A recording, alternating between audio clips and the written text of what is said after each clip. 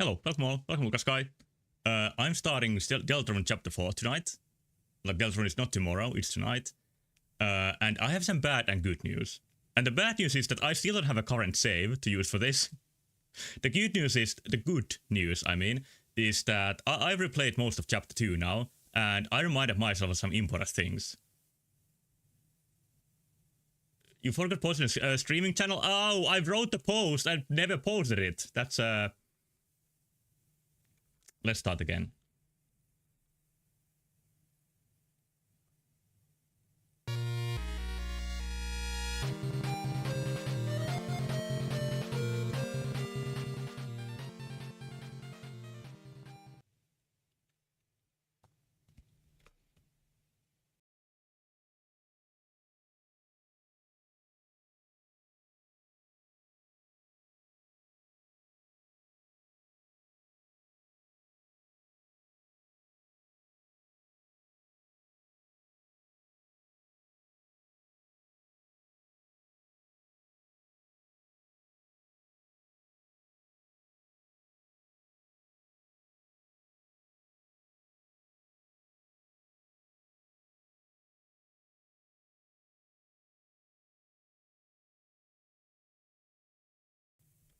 Oh yeah, I forgot to unmute myself. This is starting so well. This is going so well. What a quality start. Alright. I think I said already what I needed to say. One would look at it can't get worse. Well, my stream of Voice Stranger yesterday was kind of similar. It started absolutely horribly. I made all the mistakes I could. I couldn't even congratulate myself this time for them. And I gained some progress by the end. But yeah, about my chapter progress. I said that I replayed most of chapter 2, so I don't have a current save, but I can say what I learned from chapter 2 when it gets relevant. But right now, I just want to start chapter 4. Very, very distorted.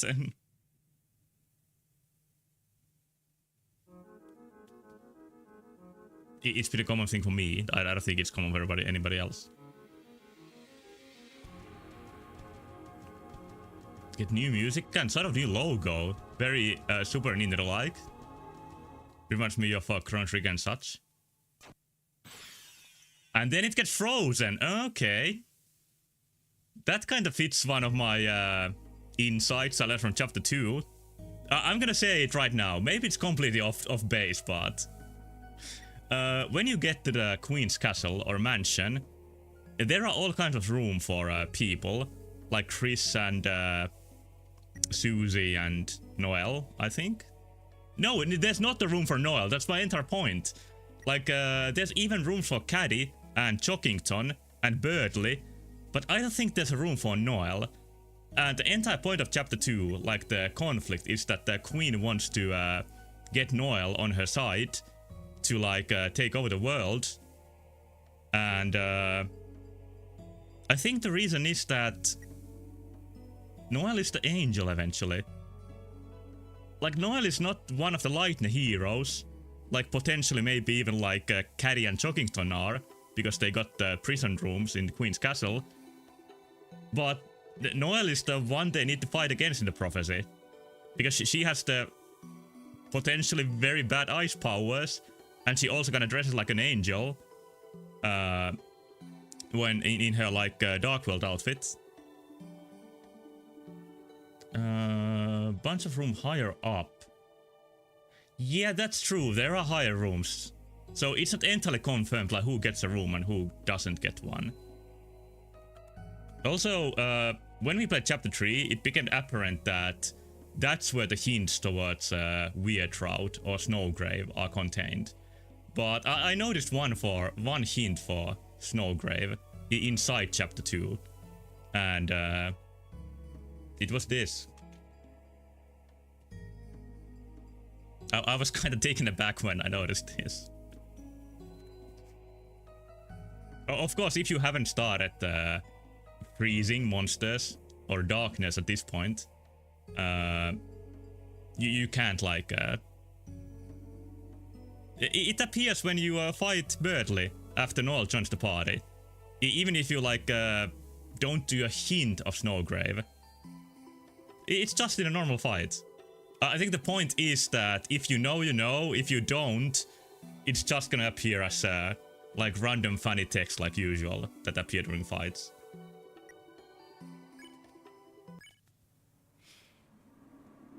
But yeah, chapter 3 ended in a very dramatic manner. With the knight killing Tenna and escaping into the bunker. So where are we now? The knight.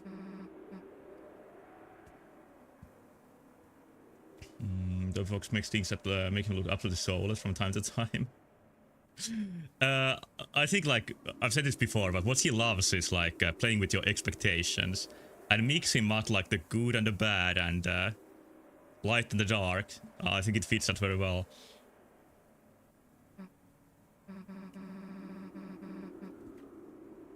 One who's making the dark. I guess, I'm not sure about this, but I think the reason why the knight killed Tenna in the end is that for all the other bosses, they sort of made a deal with the knight. Like, their world can keep existing if they work with the knight. And Tenna sort of accepted that he can be taken out of the Dark World and it's okay if it stops existing.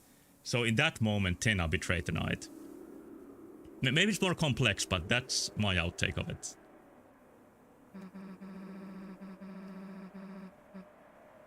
The one who's trying to destroy the world. Like, he's creating worlds, so are we sure that destroying them is the actual goal? I'm guessing right now that the Knight's motives are much more complex than they appear. Or much more complex than the characters think. I don't think they appear very simple. That's our enemy.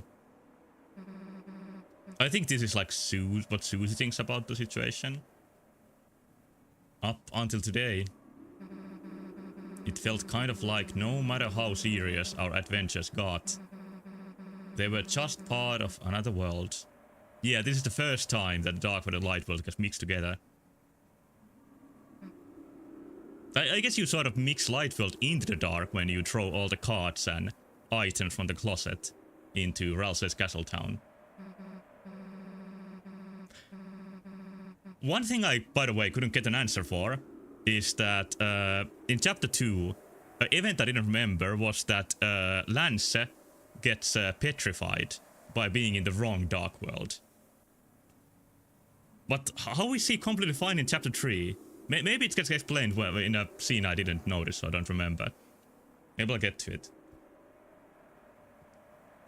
But now, someone's taken Undyne into the shelter. The real shelter. Chris, we have to do something before she's...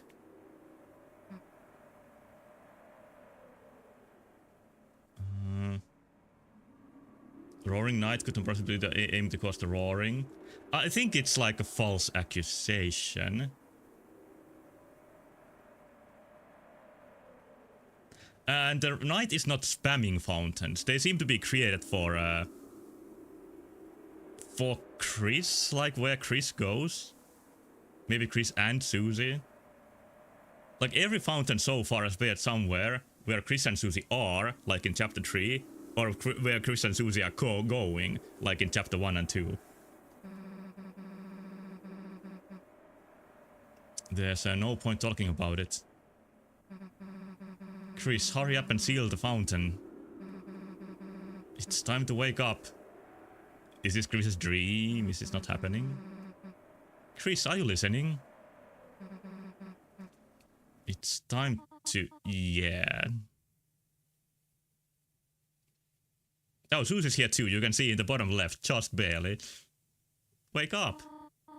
Good morning, sleepyhead. Breakfast is waiting.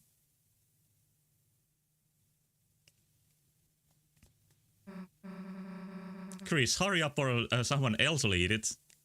Yeah, I think there's a heavy time limit when Susie's involved.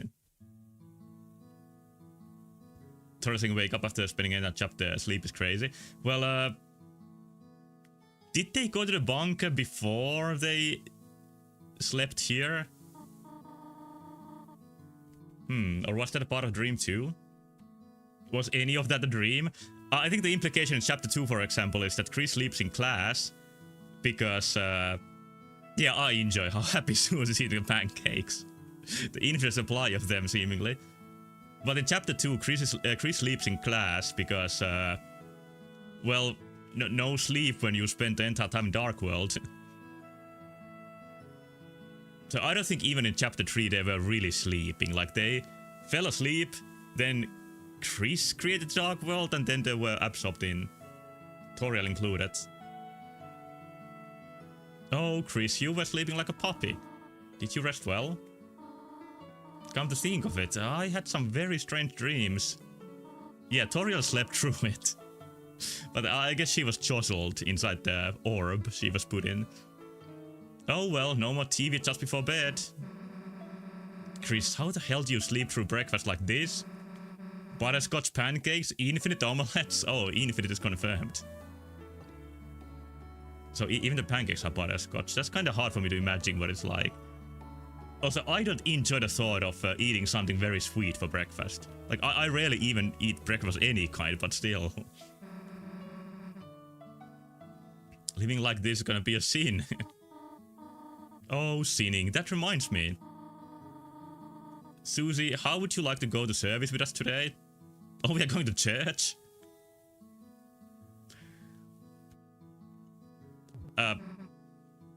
Sure. Okay. Susie likes the idea. Oh, wonderful. Just let me find some clothes for you. How easy Toriel got it compared to Noel and Bertley. Yeah, Toriel definitely got it easy. Could it be because... well, one thing I thought about during chapter 2, especially when Ralsei made the rooms for Chris and Susie, and Susie comments like, I have a own room. Like, it seems that Susie normally doesn't have a room of her own. And Ralsei says something like, he wants to make this a place you can always... like, always turn to or something. And that makes the stronger... that makes my idea that the Dark World, especially Ralsei's Castle Town, is made for some sort of escapism from real world. And these sort of like high schoolers that these characters are, like they are in a difficult spot between like teenager and adult. Like they have many reasons to escape their life, especially Susie, I would say. So Toriel being a like more stable adult, maybe like the Dark World isn't so much for her as is it for, you know, the younger characters. If that makes any sense what I'm getting at. But she did get the unique outfit inside the Dark World. The hell? We have to go to church? Oh, Sue didn't understand that service is the church. Damn it, I knew these pancakes were a trap. Well, time for me to get the hell out. Chris, wait a sec. You remember last night, right? Undyne, that place she was taken to? The shelter. It's like close to the church, right? It's probably a long shot, but maybe someone around there knows how to get in? That doesn't make much sense, but okay. I mean, if we don't hurry and save her, then... Susie, Chris, come and try on your clothes! Oh, is Susie gonna get the nice Sunday clothes? I have never gone to Sunday church, except... No, not expect, but except... I did my, like, confirmation when I was, like, 14 years old. And for that, you needed to go to church for, like, 5 times. And then you went to... In Finland, like, people who take confirmation go to, like, a camp for a couple of days where you learn about Jesus. And then you go to church and... You sort of like confirm your pet being dipped in the water as a baby. It's a Lutheran church like way to do it. But after that, I don't think I've been to church like a single time. Would you say that the reason that Toriel didn't manage to wake up was because she didn't need the Dark World as much as Susie and Chris, who woke up instantly? Pretty much. That's like a... Maybe even like a better way to put it, that Dark Worlds needs Chris and Susie as the chosen ones. But yeah, Chris and Susie also need the Dark World, while Toriel doesn't really have anything to do with it. She already like has her identity. She doesn't need to go through adventures and funny clothes to find it.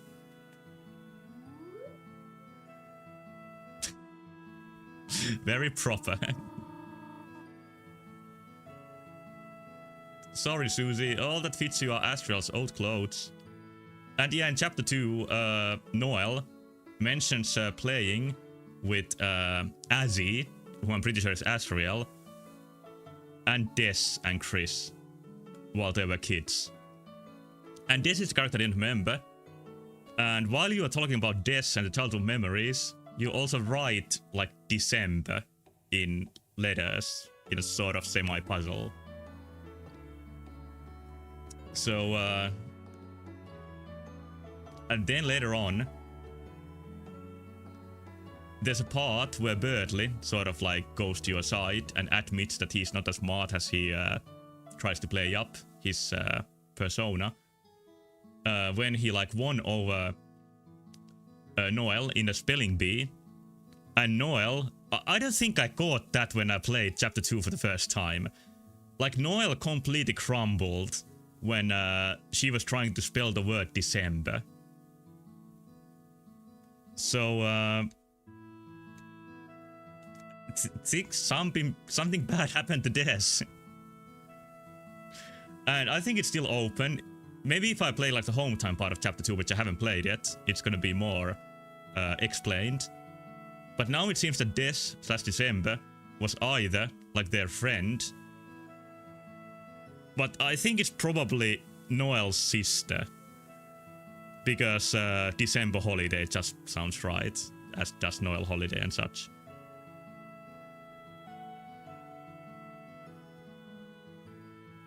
But I don't know if it's like maybe even too dark if like Des is dead and now like Noel's father seems to be dying.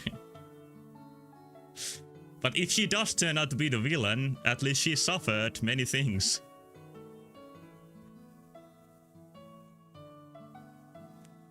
Sorry, Susie. Oh, that fits your Astriel's old clothes. So Astriel was this much taller than Chris. Oh, Chris, does she not look perfect? Sorry, this is happening.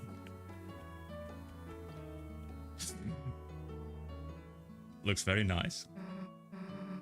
Shut up, don't say that. Well, shall we all walk over together?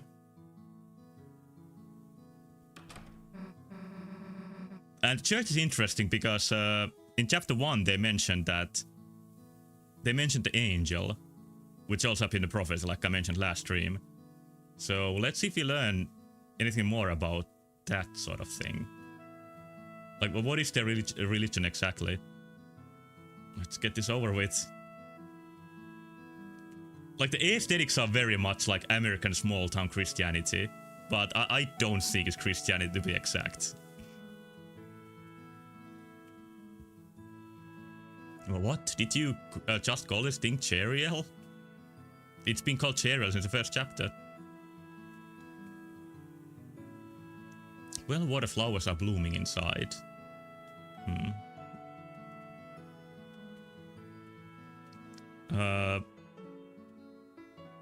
Old family photo. What are those little horns you're wearing? Oh, Chris wearing like monster horns was mentioned ages ago. It's almost like you were trying to...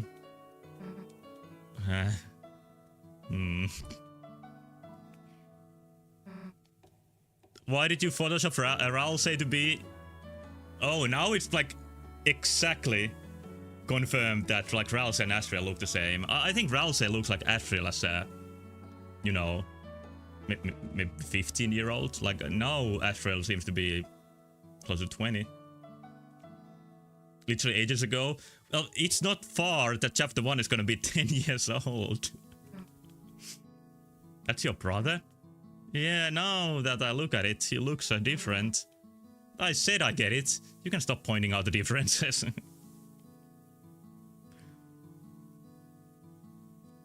I don't think Astriel wore glasses, at least from Undertale, but they are not the same character, obviously.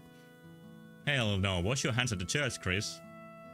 What's wrong with going to the toilet? No time to read random unimportant text. I think in chapter 2 Chris says that there's no reason to read books in general. Oh, save point here? Glow point? More money from Astriel. Astriel drawer just keeps spawning money. Or maybe it's because I didn't in this save take it in chapter 2. I'll confirm the difference when I replay this. I need some money. When Susie goes to check on Tena after the second board, you have the option to stay with Ralsei. One of the dialogues you can choose is talking about Ralsei's face. You can then say it looks familiar. Maybe I even saw that choice. But the information doesn't surprise me in any way. If he didn't take it, he didn't need it, right? He's not even gonna remember that it was here. Can we like toss some of your brother's CDs? No, I mean like a frisbee for fun. Come on. That would be even ruder than taking money. What is this computer wallpaper? What age did you and your brother draw this at? Glad we didn't go to this cyber world. What the hell? The last time what was showing here was Astriel's unfinished video game with like goat type rainbow boss, who we may know who that is. But maybe this cyberworld would have been just literally Undertale. Customer in Finland take money from people drawers. It's a custom to me in video games. I've been conditioned by look outside. Hey, the hell does your brother have all the prizes? Wait a sec. Oh, is that a good thing to do? Oh. There you go, the Susie prize. For having me over your house. Nice. Hey, didn't you, didn't know you owned a bird or something? Yeah, I own something, that's for sure.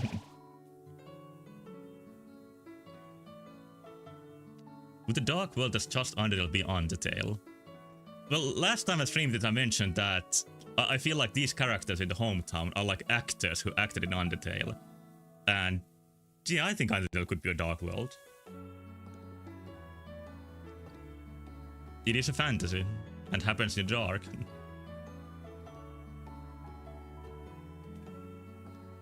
It felt different in your hand, and you knew what it was. Wait, what did I miss now?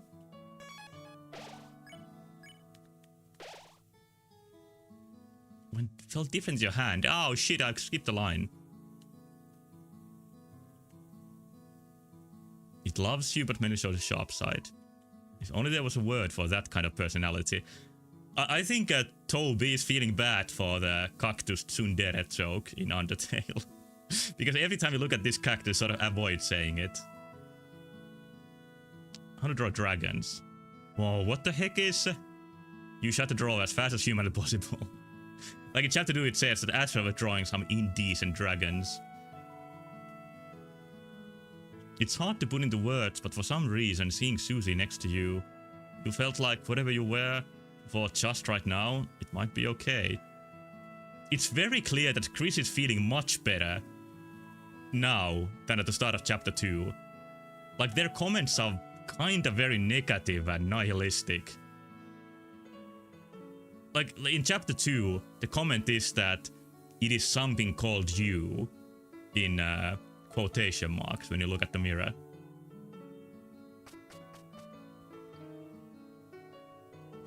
Oh yeah, that's why it felt so weird to see the save point. They usually happen in the Dark World only. And now Chris saw the family light here too. Well, that fits the theme of the light and dark worlds mixing.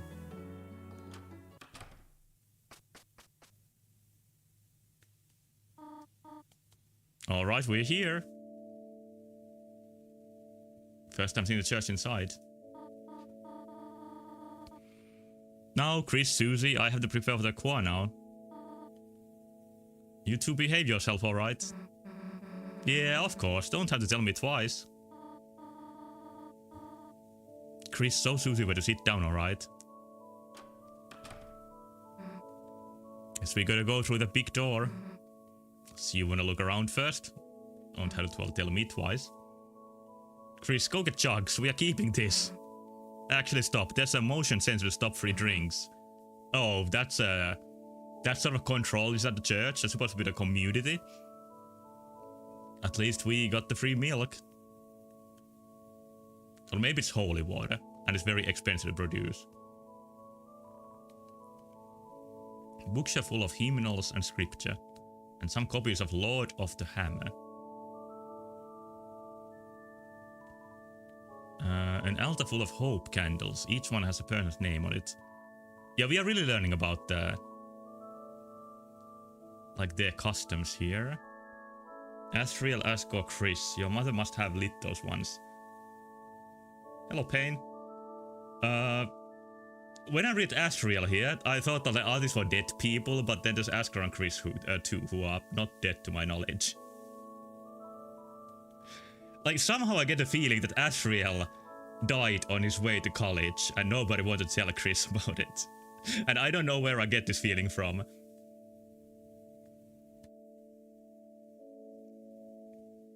You played this 100 volume and the notes in its song absolutely shattered your ears. Are they like that high? Yeah, I saw the dev Discord. I didn't really look into it, but I saw it. I'll look into it after the stream. Susie pretended to blow out your candle. Oh, how rude. Happy birthday, loser. Fire extinguisher. For some reason, you have the feeling Susie will say something stupid about it. They should make one of those that shoots whipped cream. Oh, you can see them becoming good friends.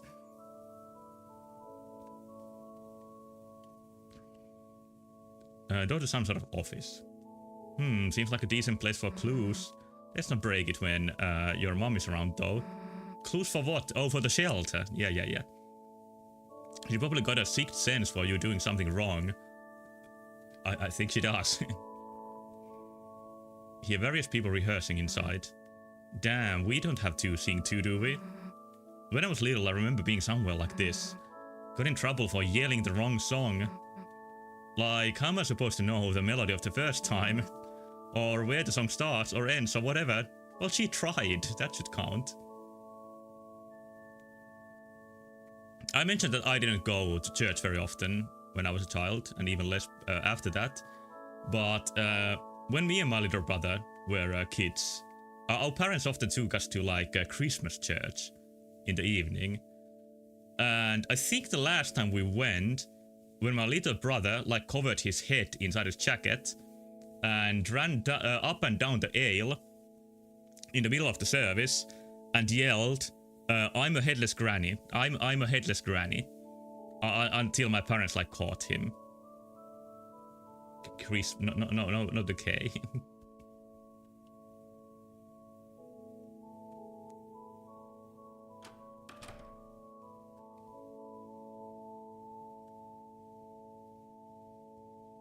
Everybody's here.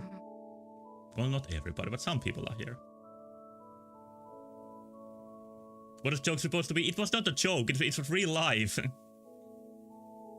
It was just my little brother being a chaotic menace inside a church.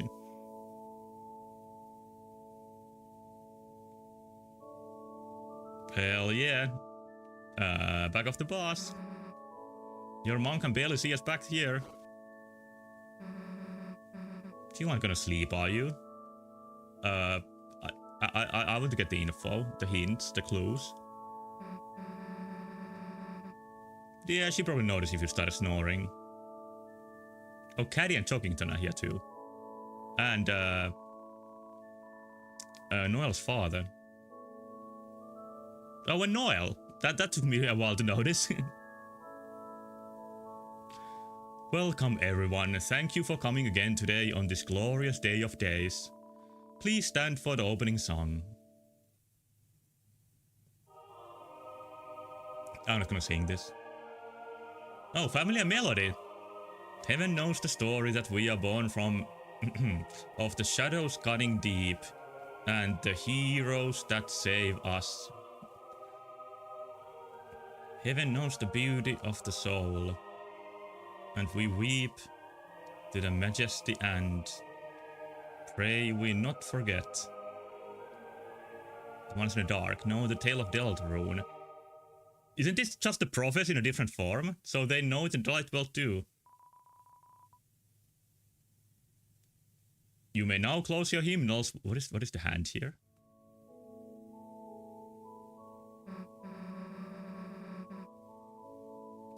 Yeah, it is the what I consider the main theme of Deltarune.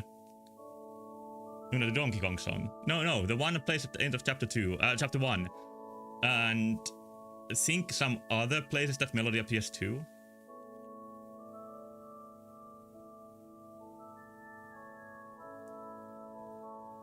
I didn't know Noel was so good at singing.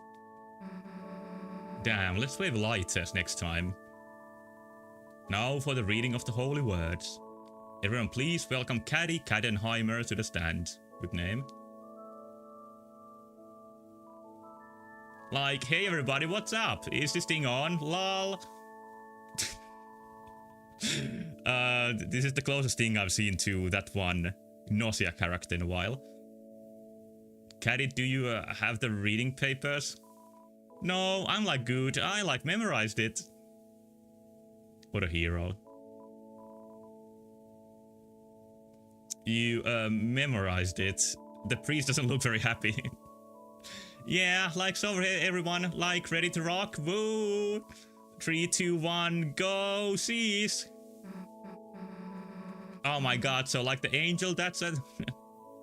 it has like the cool prophecy like foretold. And like, I want to read this. Okay, so like I'm kind of paraphrasing here, but... there's like these heroes and they are like so cool. They have like swords and stuff. And there's one with like horns. Yeah, there is. She's honestly so cute. I mean, there like aren't any pictures, but like... I don't know why, but I imagine as like cute. Like OMG, pinch his cheeks and give him a pumpkin pie. Give him like fat-free cat food coupon clipping. We have like such a huge pile of those, get rid of OMG. OMG, I mean, but like what's amazing is how those heroes are like, oh my god, they are like... The thing is, they could like any of us, you know? So like that's the thing, like... you gotta keep in mind we could all be someone that might change the world, right?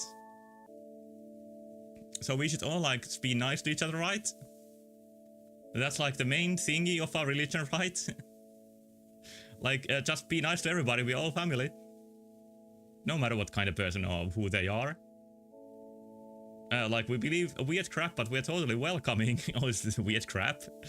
I don't know who's gonna be the, grow up to be the hero, right? Like me, maybe even I'm an actual hero too. Like maybe I'm keeping a secret from you guys. Psych, it's totally not me, haha. Or is it? Like totally keeping you guessing, right? And yeah, like, okay, yeah, that's not the whole thing. How long is this going to keep going? Maybe bad things happen in the story too. Like, what's it called? The calamity? But like, it's like all cool because...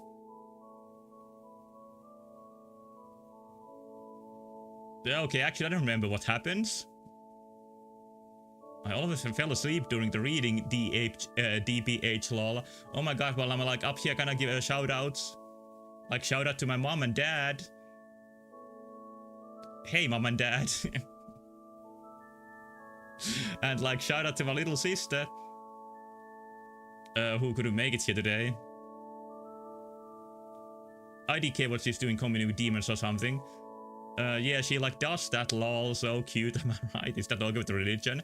She should come here and like... bask in like some light or something. Lap her tongue in the hole or something. Oh my god, what? That's not for drinking? Yeah, there's a camera on it. OMG, I kept drinking it because I was thirsty, lol. OMG, ha ha ha ha. Oh, yeah, yeah. There should be a variable that attracts people staying here because, what if there's something more? What if there's something after all the ha ha ha ha ha's? And anyway, Susie says, Chris, you didn't bring anything to do, did you? Yeah, what's in my pocket? Maybe there's Lancer. Alright, now we're talking. Let's see what the hell you got in there. A cactus needle, orange hard candy. Nice, that should be enough. Or what? But yeah, very interesting to see that their religion is kinda like the prophecy in the dark world. So in that way, they really are more connected. And yeah, Caddy could finally stop laughing, that's good for her. And yeah, I mentioned a Caddy room inside Queen's Castle. So I think Caddy could be a future hero, why not? Thus concludes the first reading. Now for today's sermon, we once again share a passage by my late father, Gerson Boom. There is some mention in chapter 1 and maybe 2 also about Gerson Boom, but I don't remember what it was. He always managed to put into words what we could never quite say ourselves. Now let us begin. We shall never know the pieces of the prophecy lost to time. Yeah, this prophecy doesn't include the darkness, or even the dark world of any kind in there. So I'm assuming the dark world stuff is the lost pieces. Was it even in Rals's prophecy that the light and dark world like used to be one? I don't remember. I should rewatch that cutscene. Yeah, it is much more vague than Ralsei's one, and I think even Ralsei's one is very vague on the details. But was everything important truly written down in those words? This is already like one of the most story-heavy chapters. Myself, I see a blank page as an invitation to write, to take the future and... Isn't this your eyes became heavy? I would say it's rare for religions to be open to like them being rewritten. Even religions who change themselves say like after rewriting that, well, it used to be the same always.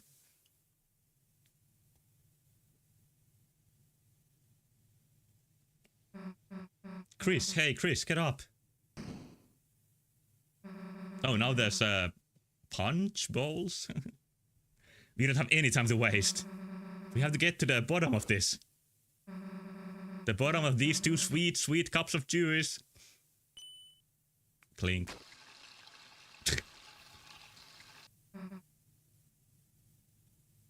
These two are more similar than I would have thought for a while. Church flavor. Anyway, you go ask around about the shelter codes. Me, I'll make sure there's nothing hidden. Oh yeah, the shelter has like a weird picture code in it. In here. Two gremlins are the heroes of prophecy. But they are potential heroes. I think like other lightness could be heroes too if the chance presents itself. Hey Chris, I'll get to the bottom of this juice. You get to the bottom of the clues, or whatever. I thought clues was a citrus juice, but no. Glass is 0% red, 0% yellow. Okay, we are gonna make a real mix here. Okay, some red. And yellow. And yellow. And yellow. Whoa, nice juice combo, looks cool. Can I drink it? No, I just have a bowl of junk.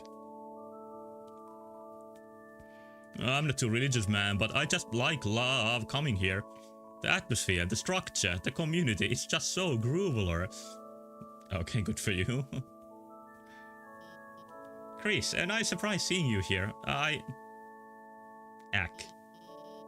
need a drink, but Susie's over there and... Oh no, she's afraid of Susie. If I go make my 25% red and 75% yellow juice combo. Oh, somebody has the same taste as me. So it didn't just adapt to my combo, but it actually... I got it by accident. I know she'll make fun of me for it somehow. Can I actually get it to her? I don't think so. The longer you trip, the more I'm gonna sip. I already have it. Okay, maybe I can give it then. Chris, is that my special combo drink recipe? Drink juice in front of her. I'll do this on the snow grave route. Ah, Chris, phew, what a relief.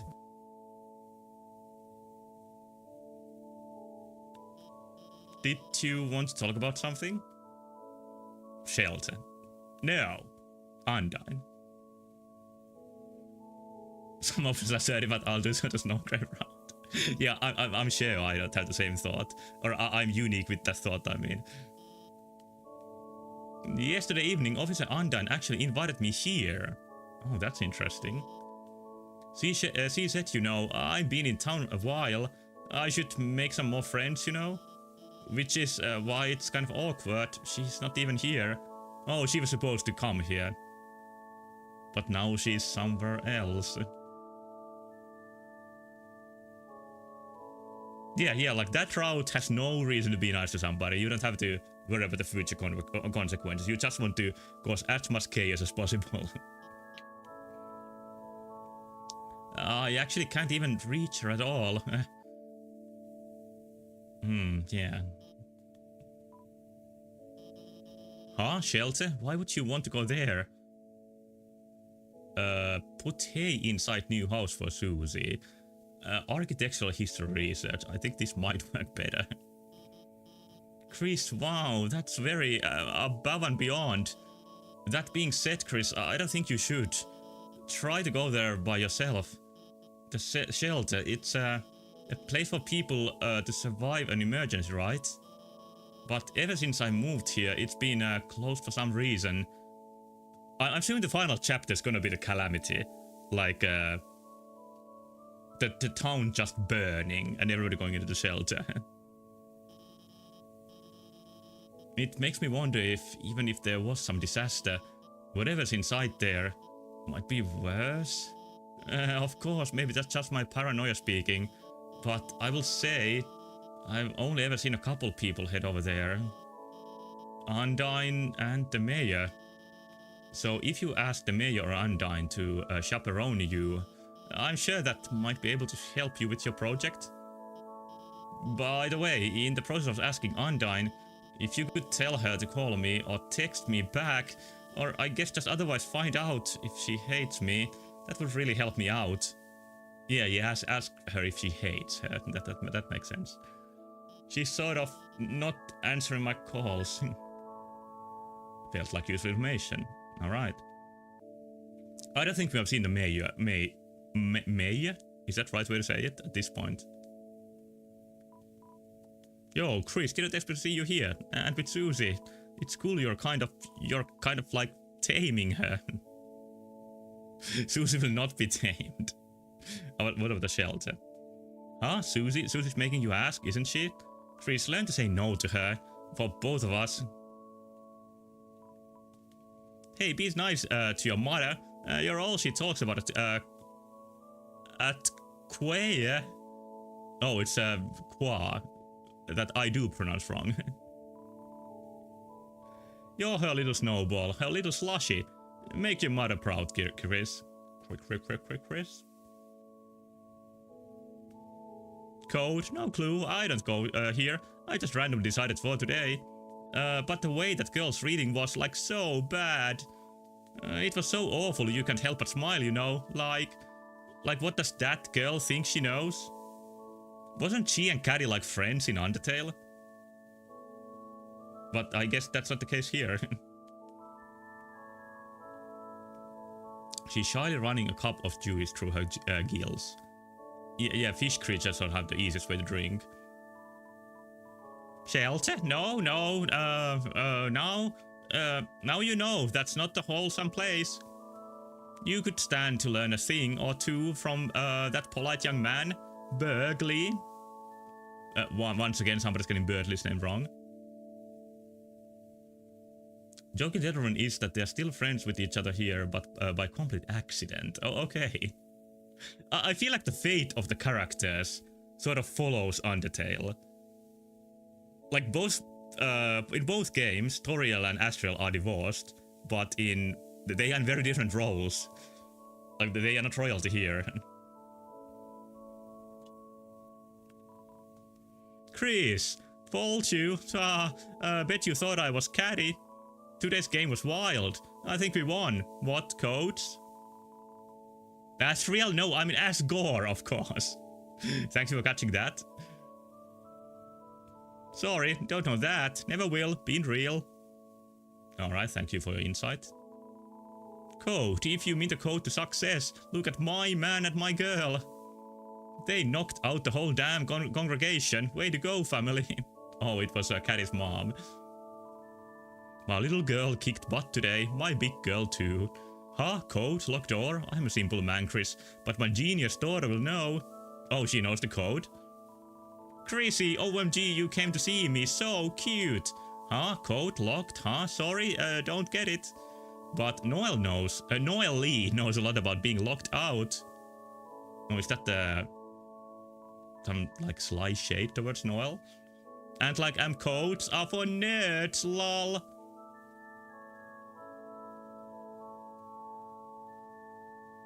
Staring finished. Ah, Chris, it is most wonderful to see you worshipping here today. Nerds in golden text. We know some golden nerds around here. And with a friend too. Did you seek something from me? Banging sermon, my man. Thank you, Chris. Haha, although I did see that it put you to sleep. I know, I do not exactly have a flair for entertainment. That's why I don't write my own sermons or anything anymore. Just reading his father's texts. I don't think my father could rest well knowing I was tarnishing his legacy. Yeah, this character is sort of complex.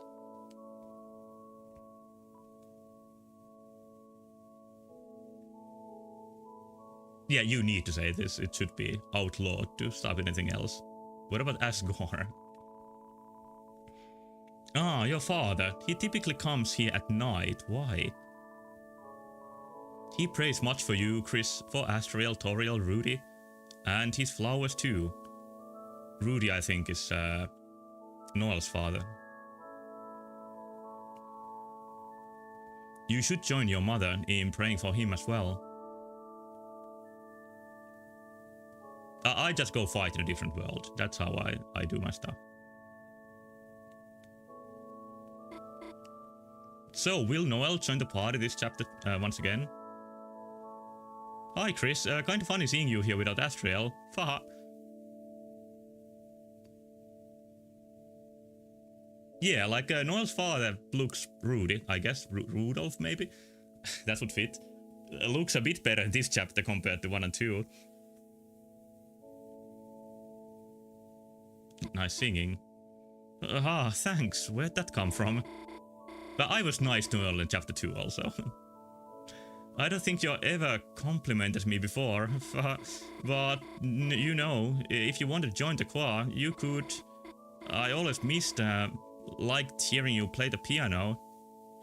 In chapter 2, I keep saying in chapter 2, but I just played it. Yeah, I like Noel's Faha. I try to make it justice, or do it justice, but I don't think I can. When Chris is in, once again, in the Queen's prison, Chris's web searches are there, showcased.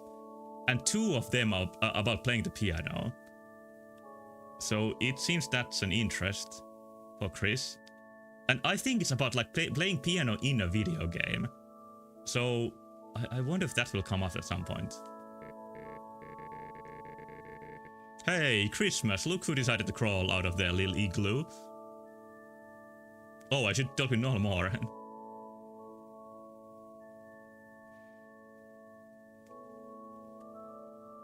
How to play piano tutorial, how to play piano tutorial.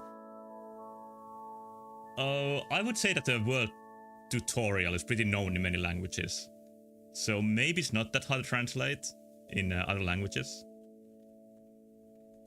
Like in this version, you can choose between English and Japanese. Let's see, I don't remember what tutorials usually is in Japanese. Let's check.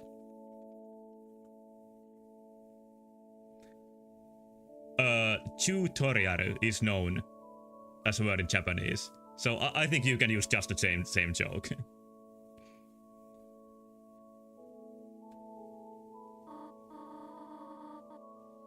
Noel, your singing has gotten so lovely.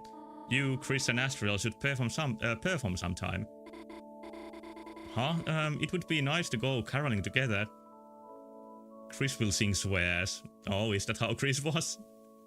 Oh, and everybody knows that Chris will sing swears.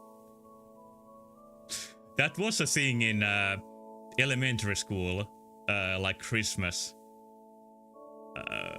shows that my school put up. There was always somebody singing like the nasty version of the song, and maybe one time it might have been me. Let's talk to Noel. Locked door. Huh? You mean how I got locked out of my house?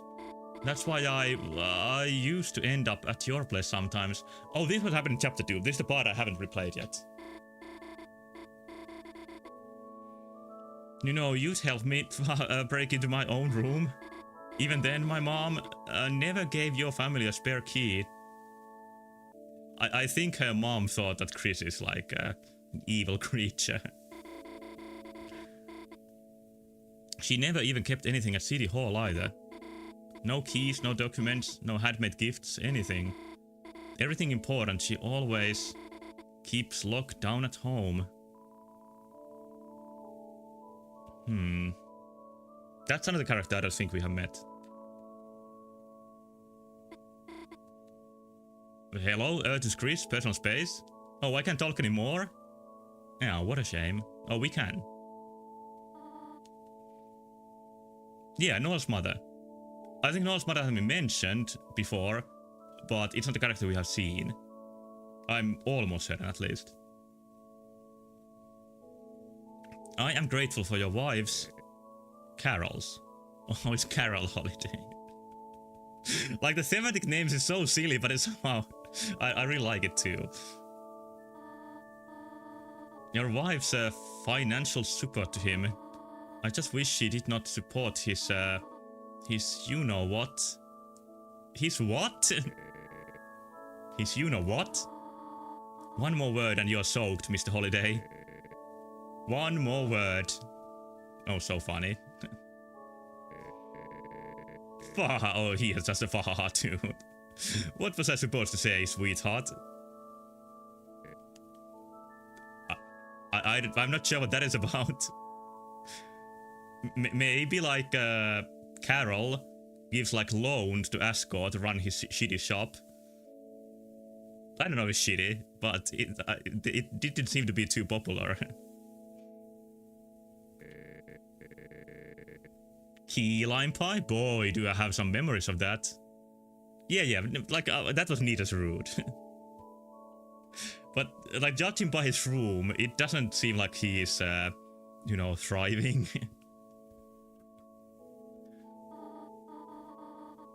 Not here, Rudy. This is a holy place. You can really tell that these people have known each other for a long time, but I can't really get to all of that inside stuff. Sorry, honey, I'm still catching up with Rudy.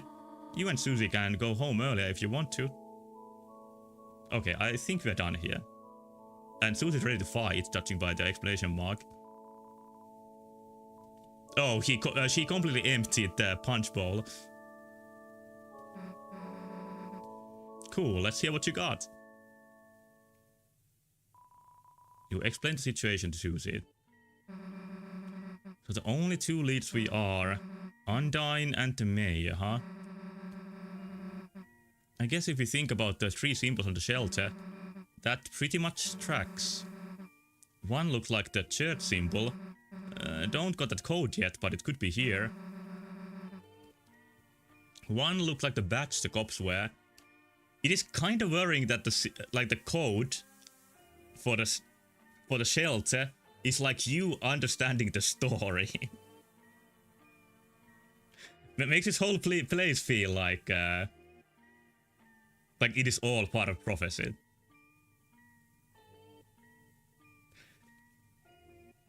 Like if you would pick a secure code for a place like that, it would be just random things that nobody would guess. But here, like, you would need to know who got kidnapped, what is the place related to, who works there. Like, that's way too much information for, like, an actually secure code. It is more like a test than a code. And also makes it feel like the night kidnapping Undyne was, like, also predestined. So Undyne probably knew something too. Or on the other hand, it was mentioned that Undyne also like knew how to get to the shelter, I think. Like Undyne and the mayor. One looked like a pine tree and the mayor likes trees, right? I mean, there's one at the city hall. Maybe that's why the night captured Undyne? Like the correlation and the cause and effect are very strange here. I think the code for the police icon would be Undyne. Or that like Undyne getting kidnapped is the hint for the police icon.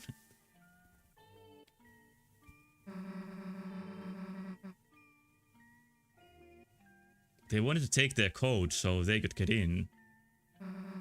But in that case, they'd have to know the other two codes too. Yeah, Susie is realizing the same thing as I am, I think. Someone who goes to church, who knows the mayor, who also has something to do with the cops? Or maybe not. Who the hell could that be? Guess City Hall's our best bet for now. What? Noel said her mom keeps everything important at home? Yeah, wait, now that I think about it. Her mom's the maid. Oh, yeah, that makes sense. That took me a while to connect. Like, I connected the second Susie mentioned it. I was about to say, are her mom and the maid the same character? And yeah, now it's confirmed. And the front of their house, it's got pine trees all over. Kinda like the holidays just got frozen in place. Maybe if we can sneak in there ourselves, we might be able to find a clue in there. Ah, I got an idea.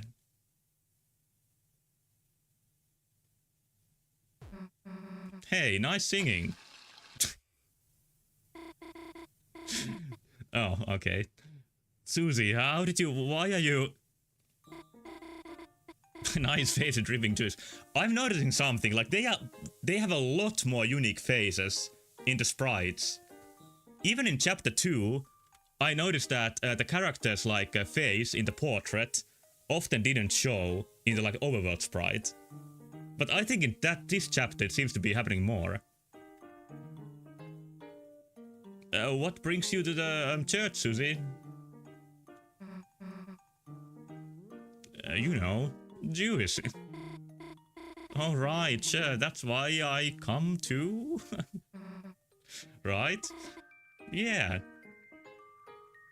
I think Susie and Noel both feel like very, like, realistic characters for being a purple dinosaur and a deer. It looks like blood. Definitely, that's why I'm always drinking it. Yeah, too bad they just ran out. Yeah, why might that be? Of blood. Where are you going with this? Let me get straight to the point. Yes. Look, Noel. You wanna work on our projects together? You know, at your place? Huh? I mean, I'd have to ask, and my mom, I'm not sure if she'd... Yes, I mean, yes, yes, we can do it, yes. Really? Damn, that's easy. Boom. Oh, it's the same motion Susie does with the Lancer. Cool, we'll see you later. Oh, Chris is coming too? I mean, of course, right, it's for the school project. Oh, she was hoping for some, like, one-on-one time. So, should I invite Bertie then? No. Oh, hell no. Okay. Well, feel free to come over anytime. Sure, we gotta go to school first anyway. On a weekend? I mean, cool, sounds normal, see you later. It sounds normal is a good reaction to, like, anybody claiming anything. Yeah, see ya.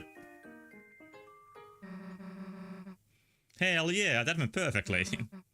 Let's ball. And Chris got pushed away. Oh, Chris, Susie, how about going to the diner? Now I have to come back to church in a few hours for choir practice. Choir? Is it choir? Yeah, like Susie planned the plan exquisitely and then executed perfectly. Although I think there are maybe gonna be some problems with the mother character. It would be nice to have a little treat before then. Oh, he's here. Oh, Tori, what a coincidence seeing you here. It's pronounced queer. Queer? Is it right?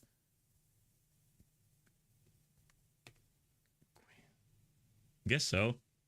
Hello, AJ Jumps 13. Hi. Yeah, coincidence that he was hiding in the bush while Toriel comes here. Just after church ended too. Oh, hello, Asgore. Oh, Tori, would you look at that? Seems I had some extra flowers lying around and... Asgore, I think I have to go. I'm sorry. Can we talk later? Of course. That didn't go so well. Oh. So desperate. Yeah, but I feel bad for him too, but I understand Toriel's side of things too, obviously. Well, little blossoms, we tried our best. Like, maybe the business of the flower shop is going so bad because he wastes flowers and giving them to Toriel.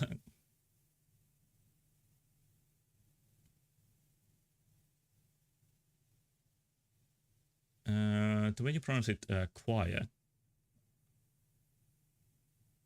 Queer. But the new pronunciation is, I read it as queer, and I think I know IPA alphabet. I hope.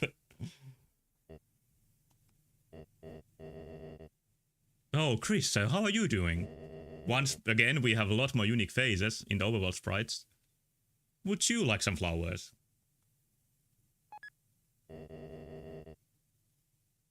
Here, share with your friend. See you later, alligator. That's kind of fitting for Susie. And that is something.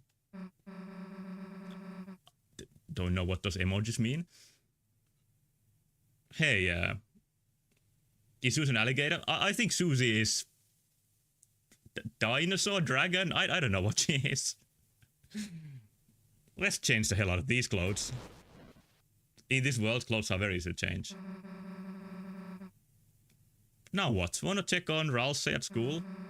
We should probably catch him up on the plan. Or I guess we could go to North first. Whatever you want to do, do it. It's the weekend. Yeah, Susie does have a tail. Your church clothes have returned to the earth. What did I see on the right?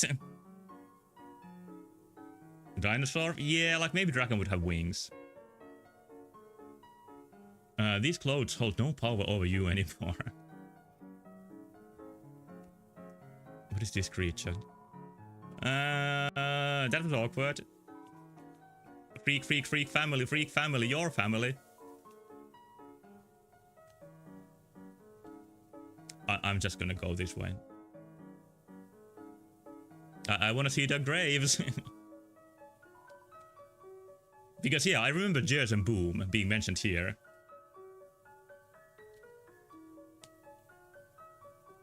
I thought Noel was joking about the tail all this time. I didn't notice the tail showing different in the church outfit. I kinda missed that. Throughout my career, some of my best ideas come from dreams. Take a rest here if anyone asks. You're writing, okay. Gerson, renowned historian, author, and teacher. Chris, not right now, pal. No, not right now, kids. Yeah, they are enjoying the grave. It's a Mutler's grave, and... So, this is your idea of hanging out, Chris? Go to the graveyard? Okay, I love that Susie points out that this is maybe not the nice way to spend the weekend. Works for me, I guess. Let's go to the school first. And I'm not gonna have all the allies in... What's this here? In Castletown, because this is not my save, where I spared them. But I will record me replaying this and having my save. And then I can show the highlights. On the shelf of a strange panel. 3 symbols. Actually, I got this wrong. I thought that they were gonna push the symbols and those are on the panel. But no, they are hints for the numbers that they got to push. So yeah, I was just tripping when I talk about like the code being understanding the story. That was completely made up by me. So let's forget about that. They are just hints about who knows the code, I guess. I was actually guessing the shelter is gonna matter in later chapters, and not already in chapter 4. But maybe now is the perfect time to have some payoff for it. Icewolf prepares for the festival. Call me 4-4. Alright. So far, politically, all I've really done is stand here and look important. That's very political. I'm starting to get disillusioned with the political system. Small pine tree. Nice angle on the town. What? Are you looking here for something important? The mayor keeps everything important at her own house for extra security. The mayor killed my briefcase with a giant katana. I can't complain. I voted for this. She seems a little bit aggressive. Chris, remember me? Sorry if I was too strict when I babysat you and Noel. Since then, Noel's always seemed so nervous around me. Until today, she even complimented my outfit. I wonder what changed.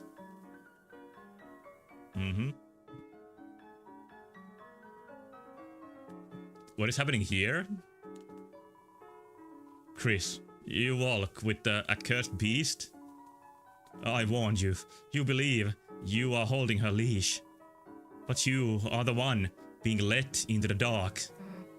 I love being let in the dark. That seems accurate, I guess. So this is Caddy's little sister. I think. I'm pretty sure.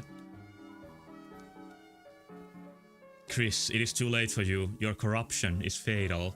But promise, you'll keep away from the light, Chris. Keep away from the light. Keep Susie away from Noel. I think the Queen calls like Chris as having the light, as in like having the heart. Huh, hey, you can hate me or whatever, but Noel can hang out with whoever she wants, furball. If you wanted to protect her, should have been at the church. What? Yeah, she invited us to her house. Get over it. Chris, for long, we have been distant. But I never imagined we would be enemy clans. Talk to me no longer. Goodbye. The twin beast approach. Leave now, and I will curse you, only lightly. But bring harm to Noel, and you will taste the underworld's sickest hex. I think we might be seeing like a witch dark version of her eventually. Chris, we were never close, but now we are far. To be Susie's friend is to be the world's enemy, which is sick. I respect your game, Chris. But if you hurt Caddy or Caddy's feelings, you will be up a ball without the court. I think Chockington plays all the teams. Okay, it's Birdley. Chris and Susie at the library on a weekend. Is everything okay? Oh no, exclamation point, semicolon. And then he writes exactly that in the text. Noel is busy today. That means, oh, spare me, sweet goddess of education. The three of us will have to have a study group. No. Look, we get it. You still hate us in real life. We'll leave. Leave? Yeah, that's what you want, for us to leave you alone. Ah, yes, exactly. Alone. That's how I study best. A genius, alone with his thoughts. Being alone, so good. I'm not sure if he learned anything from the Dark World visit. Same week, same anime review. Okay, no need to read that. Yeah, this bird sprite is pretty high quality. Like looking at the front and behind at the same time. Here's all the dogs. Let's take these books without paying. Oh, they're criminal dogs. We'll just read them, then secretly return them. It's the perfect crime. I wonder how Napstablook is doing without Chief Undyne. Should we check on them? Has Napstablook been seen so far? Hey, we go back in there, they'll figure out we stole stuff.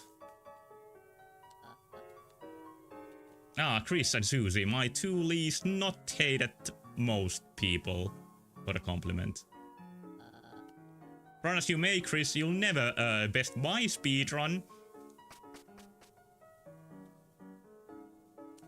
I love reading, especially. Wait, the books upstairs, wait, the books are Actually concerning that with that Undyne, these criminals have been left to wander so for so long. Yeah, like just chaos awaiting this town now that Undyne is gone. I guess Napstablook is like the other police here. How to care for a human. I guess these have been here before, but according to the card in the back, looks like your mother took it out repeatedly many years ago. Or was it that the second floor was like blocked before? Book 1 about souls, okay. The soul has long been called many things. The font of our compassion, the source of our will, the container of our life force. But even now, the true function of it is unknown. Book about monster funerals, okay. When monsters die, their dust will be spread over what they love most. I have a memory of reading this, I think in chapter 2 ages ago.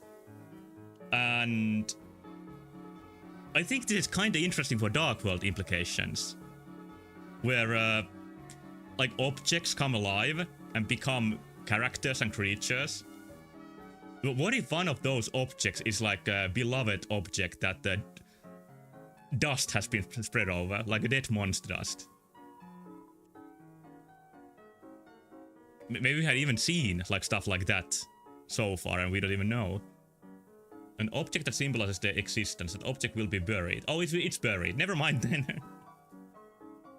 And in such a way, their soul be able to rest within that object and the earth. But yeah, I wouldn't say it's random that in this game objects come alive and then dead people have been spread over objects. It's probably gonna lead into something. Of course, everyone knows that. That's why this is the introduction. Chris is a human, he doesn't know all the monster culture. Okay, let's go see Castletown. First the fountain. Anything new here? Oh, it's a different fruit once again. Insultingly a pear. This is substitute teacher's food. I think it's been apple, orange, and now a pear. Is this room still open? It's still same comment from chapter 2. Okay, let's go. Chris, wait a sec. Let's go get Tenna. Is Tenna gettable? I guess the TV was intact. Maybe it's fine. Alright, let's go. I read it as Tenna dying, but maybe not. Maybe he's fine. Like, hopefully he's fine. Ralsei. I thought for a moment that Ralsei is gonna have like a weird face when he turns around. Susie, Chris, welcome back. I missed you. Yeah. Hey, let me talk about something. Remember that cop last night, Undyne? The knight took her and locked her in the shelter south of town. We gotta get her out, but the door's solid steel. There's no way we can break in. So now we are looking for the codes to the lock. We thought Noel's mom might have one, but... Are you worried about her, Undyne? Me, a cop like her? Hell no. You know, it's just that... Don't worry, Susie. Someone strong like her will be okay. I want this place to be a place where you can forget about the real world for a while. Is Ralsei really saying like, don't worry about it, just forget it? Yeah, I think he's kind of saying that. Just relax, okay?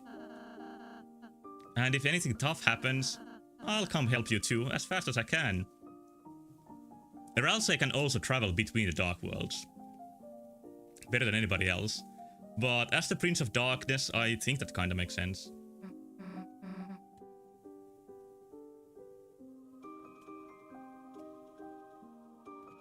I just went to this like Castletown. This is not very deep in the Dark World.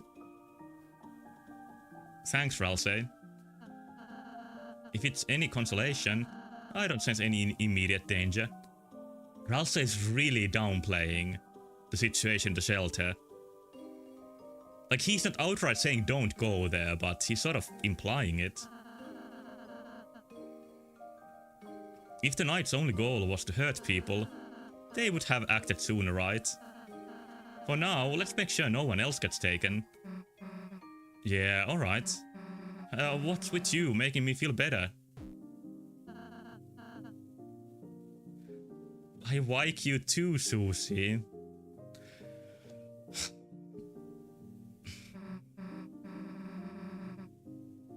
Yeah, alright, knock it off with the stupid voice.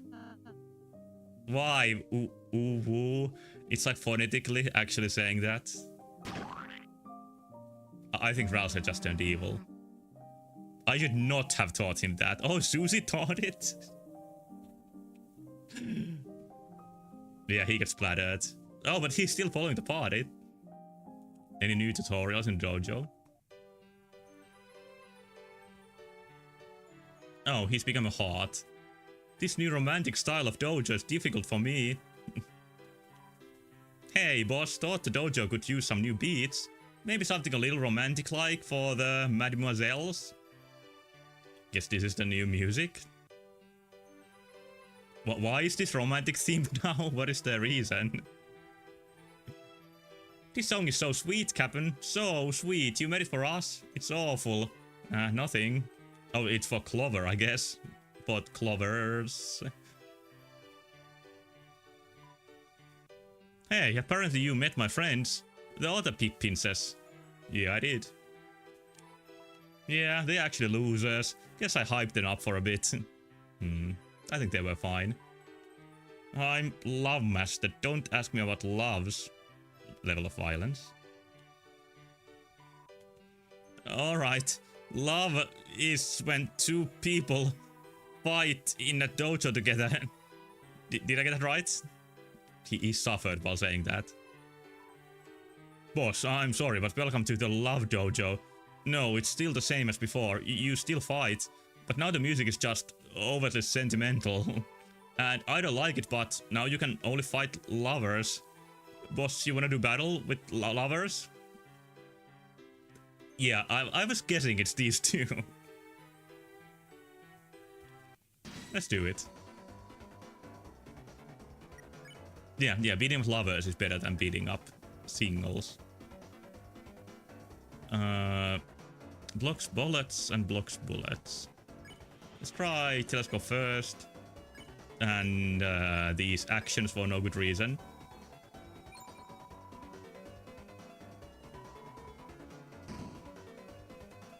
It's drop.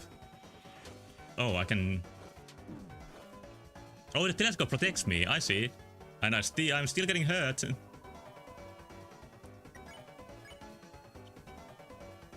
Let's try what sunglasses do. And keep doing actions. I don't know if it matters which one you choose, because it seems I'm getting percents no matter what. Oh, these give percents when you take the bullets in. Yeah, like it didn't feel like the optional protection I got, but I think these were better. Something I give you more percent. I'm getting percent at a pretty good pace. Maybe merge would have been a better word for it. In my brain, I just call it percent. It's moon. Oh, can I block the moon with the sunglasses? Yes, I can. Oh, those grow. Where are we right now? Pretty high mercy.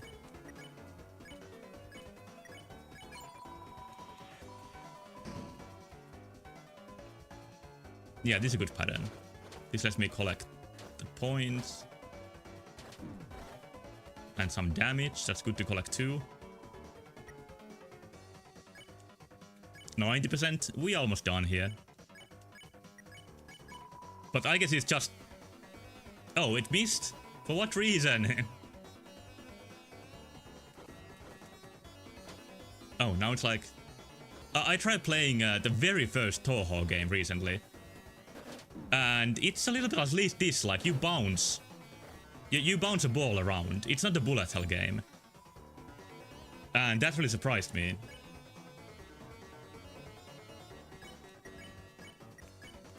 So what do I need to get the full mercy? Yeah, I'm not even trying to get the idea, I admit it. Idea of the fight is that you have to see what the weather currently is and select an object that would best fit against the weather. Yeah, that makes sense. That does make sense. But I can still beat this anyway. Oh, now it's 60 bounces. Oh no. Hopefully this ends well. The face on the moon is mocking me and Chris is down.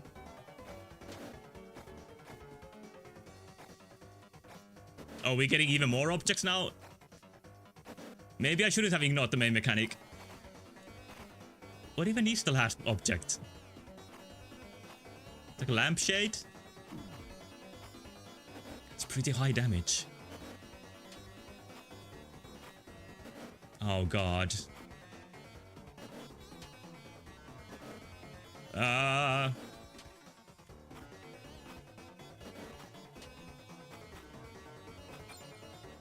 Alright, I did it. Wow, again, perfect chemistry with that attack. Just perfect. Oh, I failed it. I felt sparks flying. Me too, The most scuffed attempt at this fight in all of Twitch. Well, I won! Except for that lamp. Yes, that was really weird. Yeah, I didn't like that. It did make the attack stronger. It did. But it was weird. We didn't like it. I think. What? It was bad. Yeah. Probably. What? Battle's over. An amazing battle. As promised, here is your reward. So what was the lampshade? I guess it was bad. Oh, here's Lancer. Lancer doesn't want to speak right now. Oh, you do get some people. It's around the rules. When did rules use a lamp? Like, his fights are so chaotic that I don't remember if they are like real or hallucinations. But yeah, even if this save didn't have chapter 2, I can still see tasks here, for example, who are chapter 2 enemies. And their beautiful 8-bit cat noises.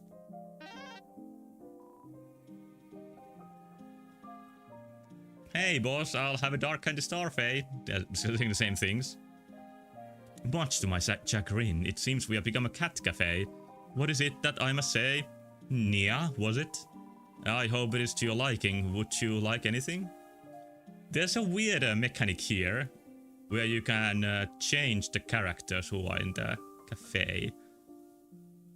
Don't know if this leads to anything ever. Osmos, wants to Osmos some flavorful cubes. Me too. For the young human, we recommend tiramisu cat ears. Oh, I want tiramisu too. It's more dialogue? Yeah, I guess. Let's see what they have to say. If I force them to sit here.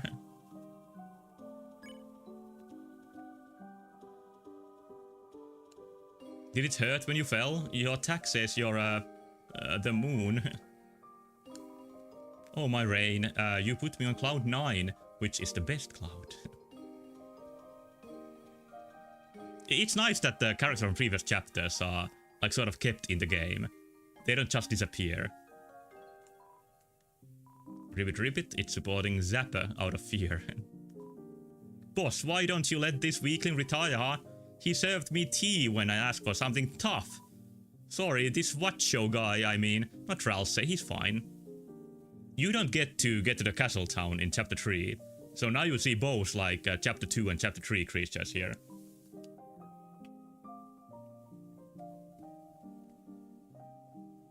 Yeah, Undertale also kept showing the characters, and it did the thing at the end where you could talk with like almost every character in the game. Oh boss, you know I respect your decisions, but this Zapper creature you recruited is a bit much. I have everything handled, so why not let him retire? So they are both like the maintenance creatures from chapter 2 and chapter 3. It's doing its best to cheat a swatchling on. Doki Doki Sukkiri. Why do they make like Japanese onomatopoeic sounds? I don't like the Mama Miba character. It's my like bottom Deltarune character. I don't know. I like maybe it's because I don't understand what Mama Miba means. Maybe that's what bothers me. He didn't even work here last chapter in chapter 2. Now I'm saying Hanafuda, which I think is like a Japanese card game. What does that have to do with anything? I think it will be my turn to bake next time. Lancer cookies from organic free-range Lancers. Free! I now pronounce you cookie and wife. I got one more Lancer cookie. I just learned what bread is. Can I fuse anything? I don't think I need to really do it. Maybe twin ribbon?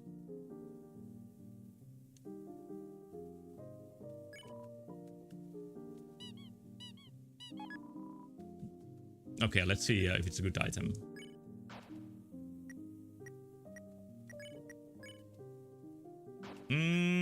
It's pretty good. Susie doesn't want to wear it. And I don't want to take off my shadow mantle, it's cool. And I fought for it. I fought it. I think we can take this. Try around my horns. Last item you can combine has had the community on a chokehold in chapter 1. Why? Is it because oh, Thorn Ring and Pure Crystal. I think Thorn Ring is something you need for the weird route. And Pure Crystal is, well, you get the Shadow Crystals from the secret bosses. So yeah, that does seem like a kind of a mysterious item. And it's a twisted sword. It feels like it fits like a fucked up Chris. Like Chris is the sword user. I can't think of any other item in video games that you fight before you get it. There has to be one. But Shadow Mantle is the only one I can think of right now. Oh, welcome home. Things have changed again here in Deltarune town. Your town's level is cracked. Oh, how nice. Perhaps you don't treasure this place so much. I'm gonna treasure this much more when I connect my save data.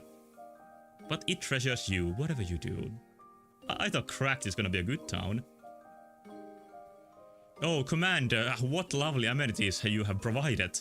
Would you like a sip of water? It's delicious as expected.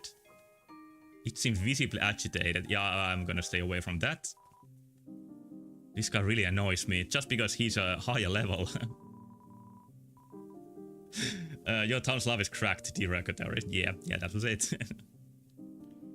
He thinks he can chat up the water cooler. Get real. You don't know. What does Shawm say when I show the Shadow Mantle? I've got a funny story. You see, the Addisons wanted to buy out my store. The Addisons are ad creatures, and I'm pretty sure Spamton is Addison too. He's just a little bit more unique one. So, I bet them for it on a game of cards. Hand after hand, they lost and lost, stubbornly doubling their bet each time. After a while, they'd lost their store, their money, and even some of their clothes. What does it say about the situation that Shawm owns the Addisons, maybe? Of course, in the end, I laughed and gave it all back. Or maybe not. But it was fun to give them a little scare. Although, not as fun as if they could actually win. What is that story about?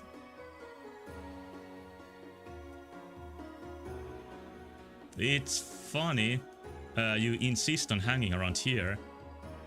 I won't sell nor say anything new, I'm afraid. I'll brew a cup of tea and get out the blankets, but leave when you please. no comment on the Shadow Mantle. Like, I think he's the one who mentioned it the first time. I'm not sure though. Music shop is closed. Everyone's busy this time. You know, these are not my favorite characters either, so I don't mind. Because I want to meet Tena again, if that's something I can do. Because Tena is a character I really like. Hello boss, welcome to the TV studio. Here you can play various minigames. They have no effect on anything, so just enjoy yourself and relax. You can play... Oh, here's Mike. Mike is like Tena's helper who never showed up on screen. Yeah, Shom's items are not the reason to visit him.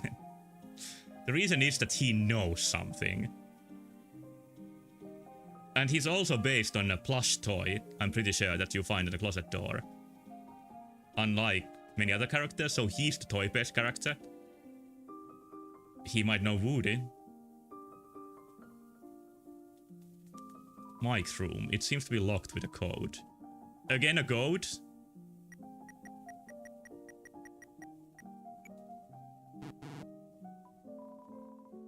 Oh, that wasn't correct. Is this Chris playing guitar?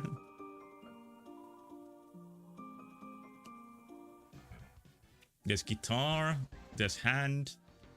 Oh, there's Queen's game. Need any tips? Sure. Alright, listen up. Keeping in mind this is just for fun, time your notes well to get gold notes. Well, there might be some lag. Just adjust on the fly. Okay.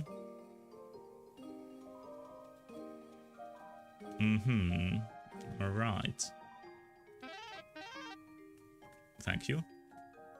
Also, playing chapter 2, I realized that Ramp is one of these, like, Outlast characters that you see many in chapter 2.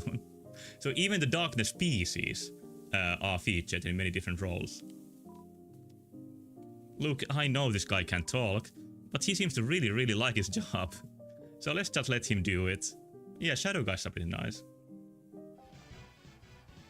Oh, it shows I have a T on the guitar game, but there is the other rank I don't have.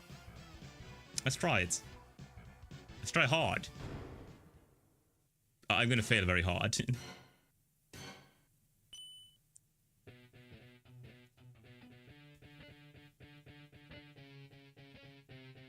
Yep, let's try this if I can get the hard mode rank. Going for T. It makes you wait at the start.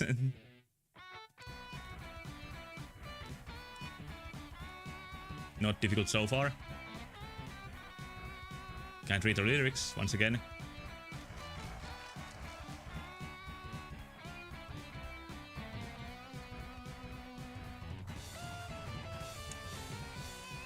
Only having 2 buttons make this.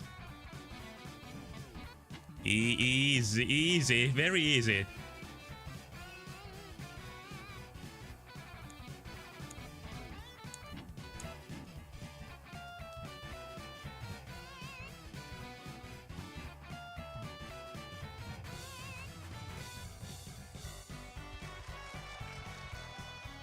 Nice song. Ah, didn't hold it too long. Or not long enough.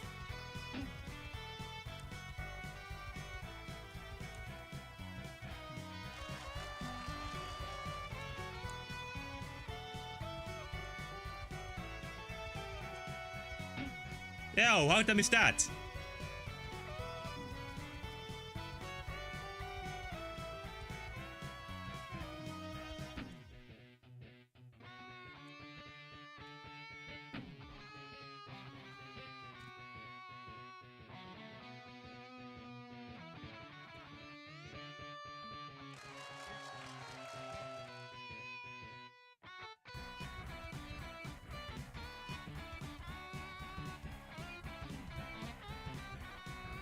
Try my best.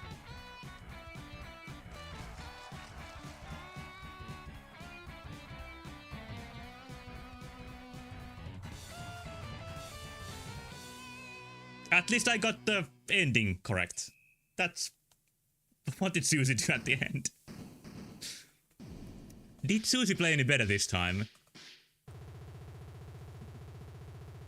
Yeah, I need to watch a VOD of this and I mean, T rank? Oh, the game goes so light on me.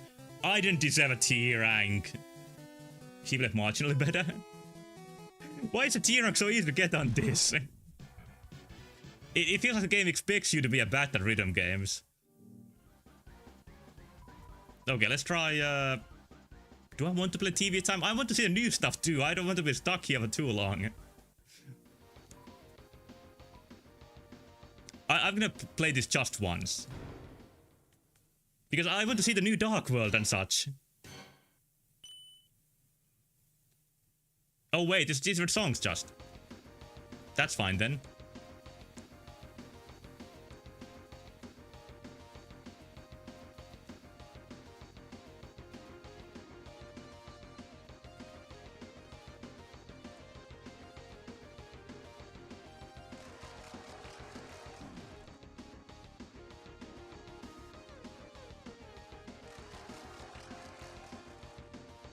But yeah, I played some Rhythm Tengoku, and that would have also uninstalled if you miss 18 notes.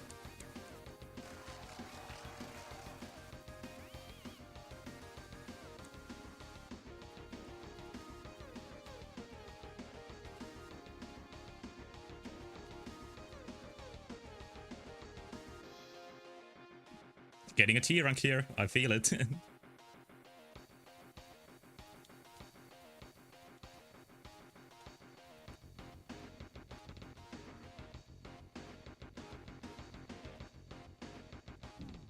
Whoa.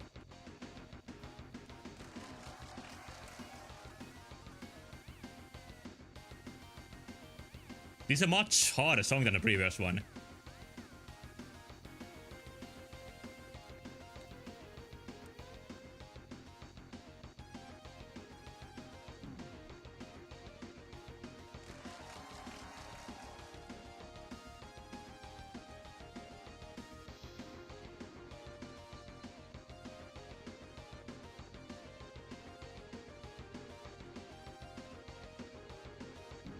Ah.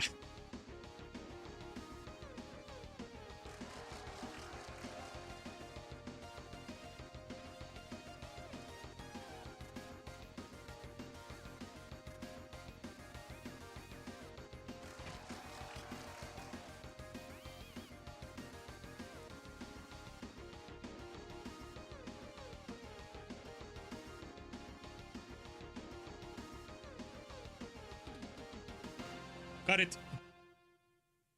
Oh, Ransom charts is impressive. It's a shame that you don't get a chance to really look at the other charts or what the other characters are doing.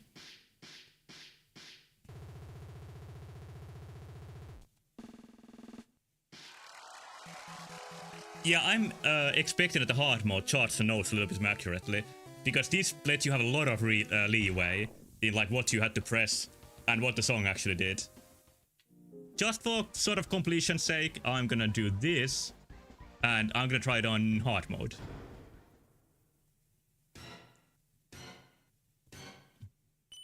This might be beyond what I can do.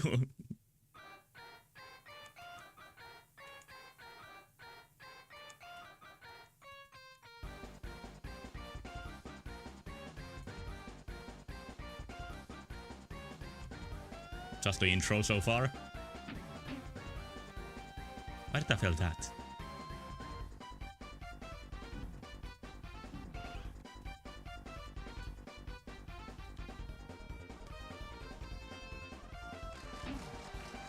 Yeah, there's some challenge with this one.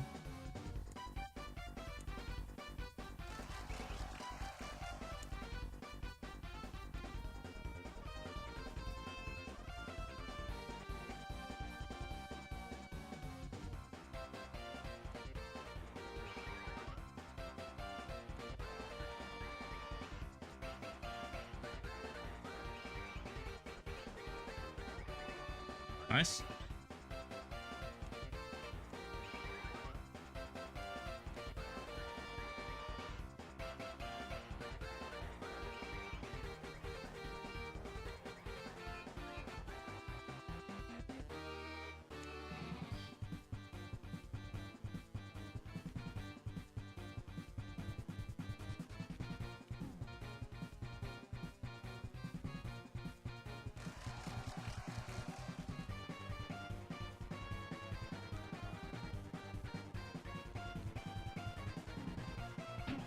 Oh no!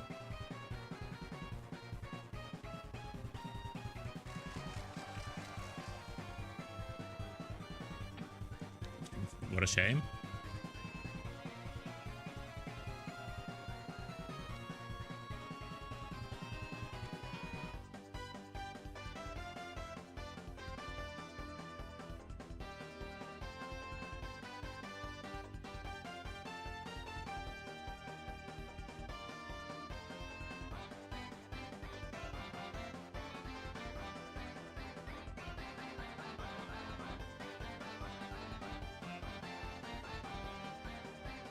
Does the song even have lyrics?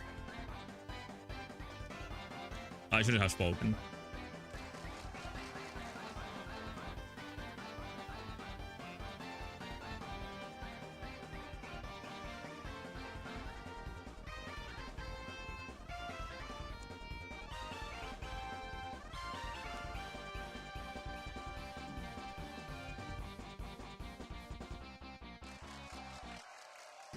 Pretty good, but not T-rank this time.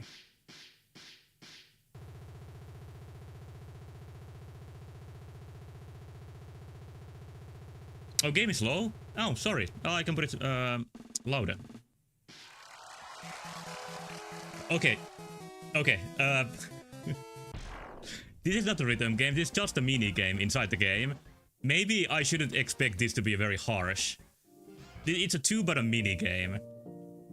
It's not supposed to be as hard as Osu when it comes to ranking.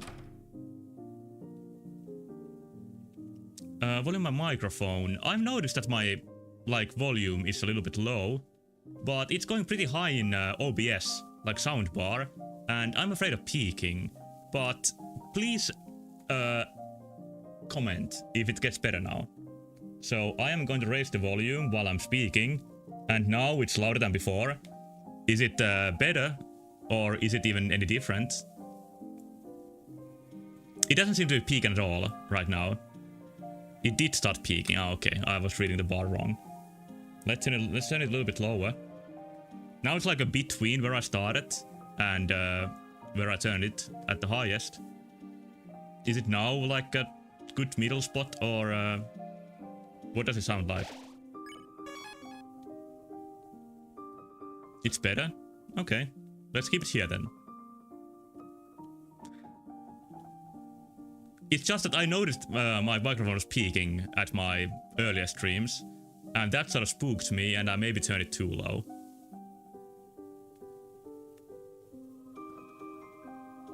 At the usual distance? I think I am, but this is one game I play with the controller, so when I'm with the controller, I'm usually a little further away from the microphone than usual, because I need the space to hold the controller comfortably. Now I turn it a little bit close to my face. Ooh la la, we are doing the wildlife fashion shoot. So adorable, so admirable. What are these words?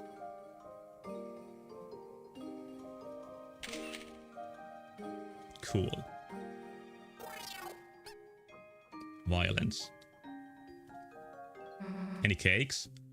Can you make a cheesecake this time? Let's head upstairs first. Should ask Mike to see a review of your mic. Well, Mike didn't seem to be here. It's doing an absolutely reprehensible job of protecting the jail. I think 2 of the kings have left and all the animals are gone. Hark, the other kings realized you can just go out of the back of this thing. Pish and posh, was I really the only one serious about being imprisoned? That's fine. Golden Sam, the cage whose head you can talk to, and I are fine. Can you talk to the head of the... I never knew. I'm Golden Sam. I'm going to leave soon too. The kings and animals left to seek their fortune. What a drag, what a drag. Only a single crown remains. But there's one king and a son. Don't cry, Papa. This jokester will make you belly laugh like a jelly. A new court, Chester, eh? Let us see it. Oh, it's Tena. Tena got a job here. In prison.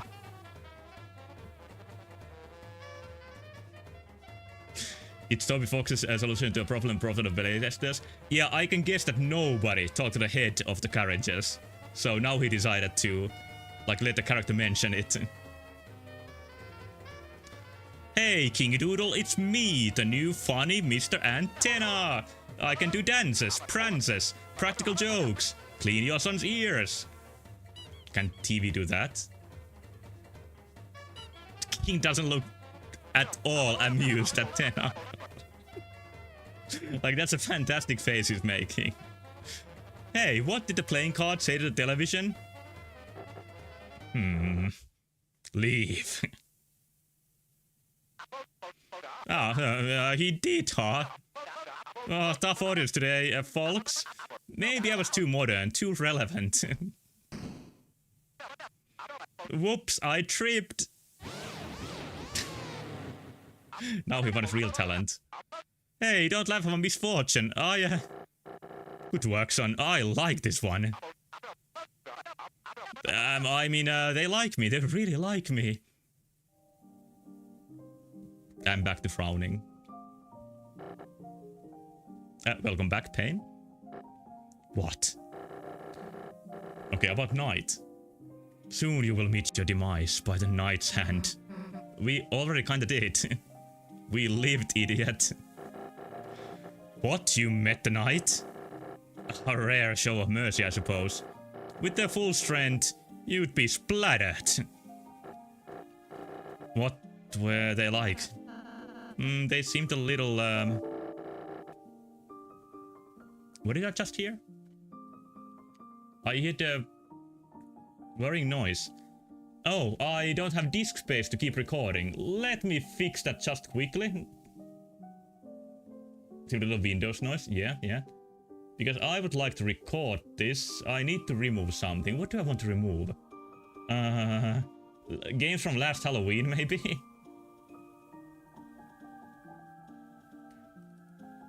Yeah, we don't need those anymore. No, wait, that's my Halloween game I showed that I made. Quickly. Those I don't need. Demo day 60. Oh, it's alright, demo day 67. Yeah, that's giving a lot of space. Then one more. Dolphin games. One more Sunshine. Yeah, I'm not playing that right now. Okay, I think that should release some space.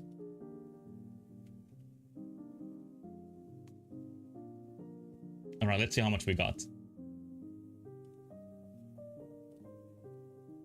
12 gigs. Yeah, this is gonna be fine for the retro stream. Sorry for that.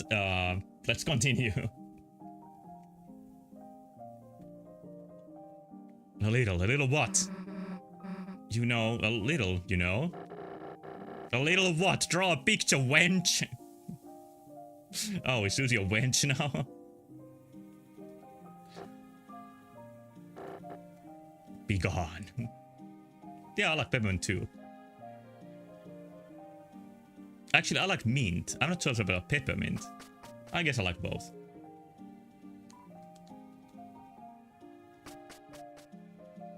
Let's visit, Yeah, I like trash talking the king. That's a very good thing you can keep doing between chapters. But it seemed that the knight was interested in Undyne compared to the party. Like, I guess the knight's priority was to get to the... Maybe the only thing the knight wants is to get to the shelter. And he doesn't even want to stop the lightners or the heroes in general. I don't know. Yeah, I have a surprise for you two. If we could go in your rooms. Alright. Oh, they've been combined into a single room. Our rooms, they are combined? Just for today, I thought we could use the space. Oh, they can have a... like cake in the middle of the room, now that they have been combined. So sweet. For a tea party. Yeah, Ralsa is trying to make me forget hard that he stopped us going from the to the shelter in a hurry. Tea party?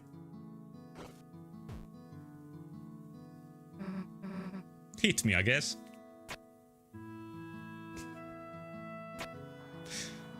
I'm guessing Ralse's tea is gonna be like very, like not very strong, but very sweet.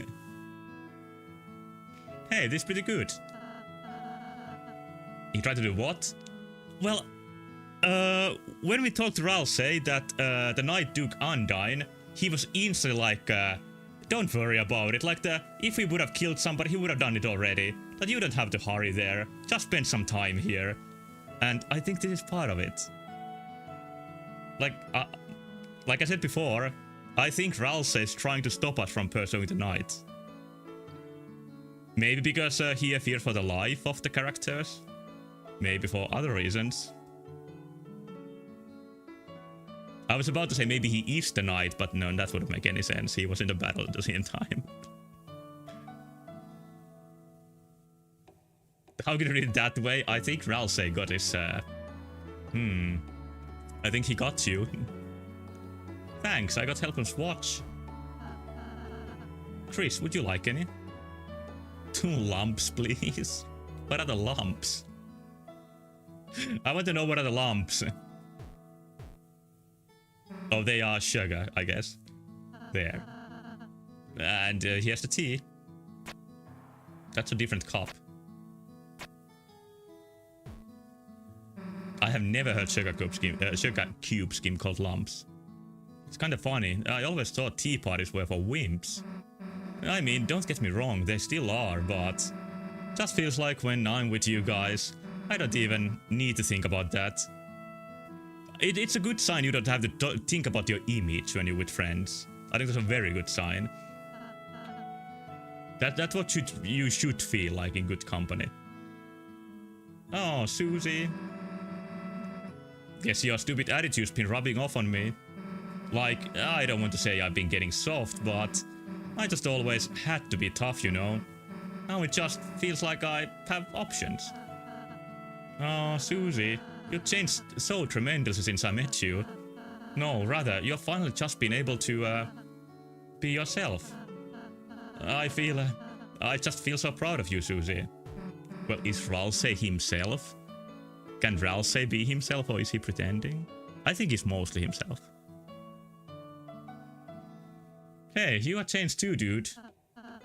I have. Before, you were all stuck up about being good, right? Now, you're actually kinda normal sometimes. I suppose I just started appreciating you more, Susie. For example, I thought your root buster was scary before. It's like Susie's carpet pattern, the root buster. But now I think it's really bad bum. Just say badass idiot. Okay, that's kind of charming. You gonna eat the piece or what? Oh no, that's for you too. Nope, you're getting a piece too. Dude, you made it. You should have some. Okay.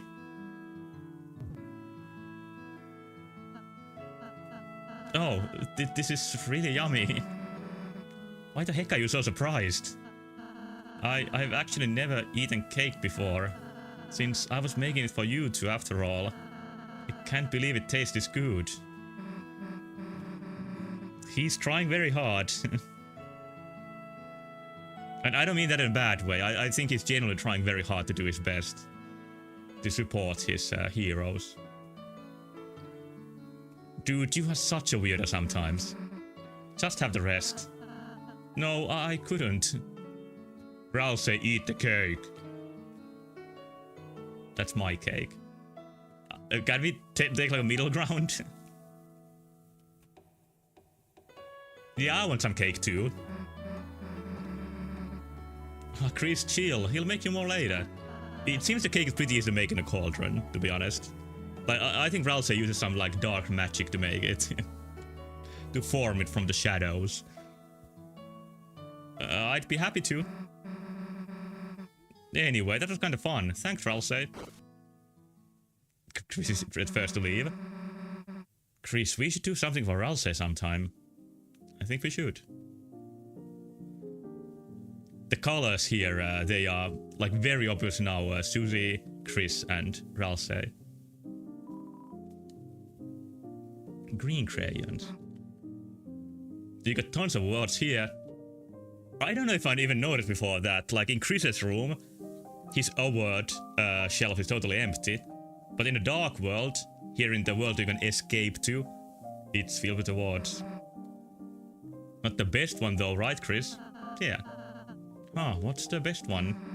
Just a super cool one Chris got today. Really? Congratulations, Chris. Yeah, congrats. Hey, what happened to our stuff? I placed it all in storage. Don't worry, I'll bring it back next time. Why? Why is it in storage? No, I still got my rock and roll outfit. Okay, it's gonna be back. To the fridge. Perfect made by someone else. This is stocked by someone else.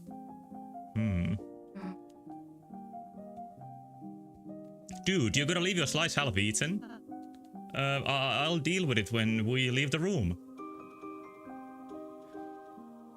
I think there might be a hidden implication in that. Not if we give a name yet. Like, can Ralsei even eat? Oh, the holes are very orderly now. It's so free to move around here now. I want to hear the sound again, but I can't. Okay, bouncy bed for a bouncy boy, and seems like an evil laugh greatest hits compilation. I think this is one of Queen's mixtapes. Oh, we are expanding the room. It is receiving enrichment from tamping the soft soil. The bulldozer is receiving enrichment from its surroundings. Me and the Prince King are building enrichment enclosures for the townsfolks. Its a chest could be named Ral Chair, Sue Chair, and Chris Chair. Close enough.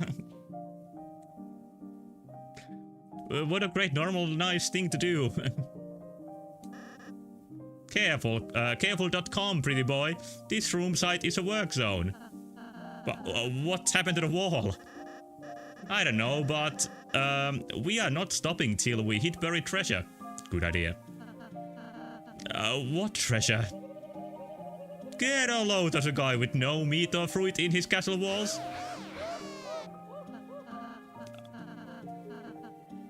Chairs see cheese and chairs say. I think cheese is surprisingly good. That's no meat or fruit.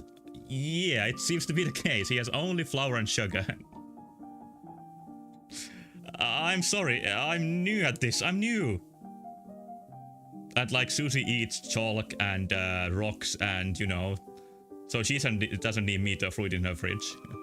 And salsa too, of course. What am I doing, boss? Oh, just gathering worms, you see. Don't tell anyone, but I kind of want to work for that rules card. Why? I guess swatches are kind of like birds, so they can peck for worms. Good reverse. Who is this? Oh, it's Queen, of course. Who is drinking acid juice between the speakers, and this is somebody with a lampshade. Queen shall notice my brilliance any day now. Something about that lamp's brightness level, it seems low. Yeah, you can say that. Sip. Chris, Susie, how do you like my new room? Do you want to sip? That's acid. We die.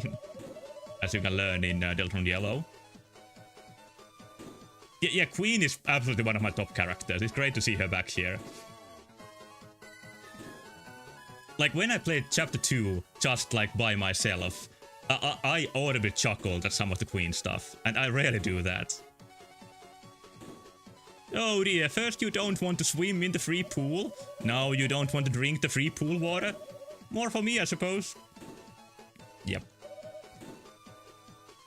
Wow, this dude is banging. Who made it? I made it. like she's so completely self-absorbed and unapologetic about it.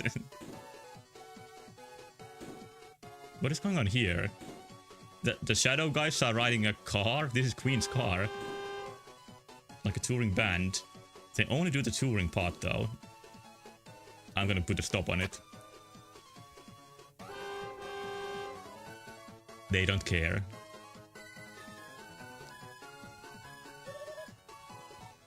And look on the right, check that out. I built a new city with the free space I found in the wall. It's not free. You're free. When you're the queen, you do what you want.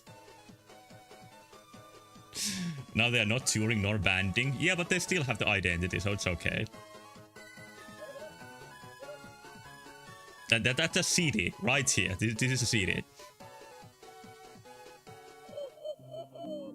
Oh, even that is backwards. Yeah, fitting for queens from to have a bot in chat, exactly.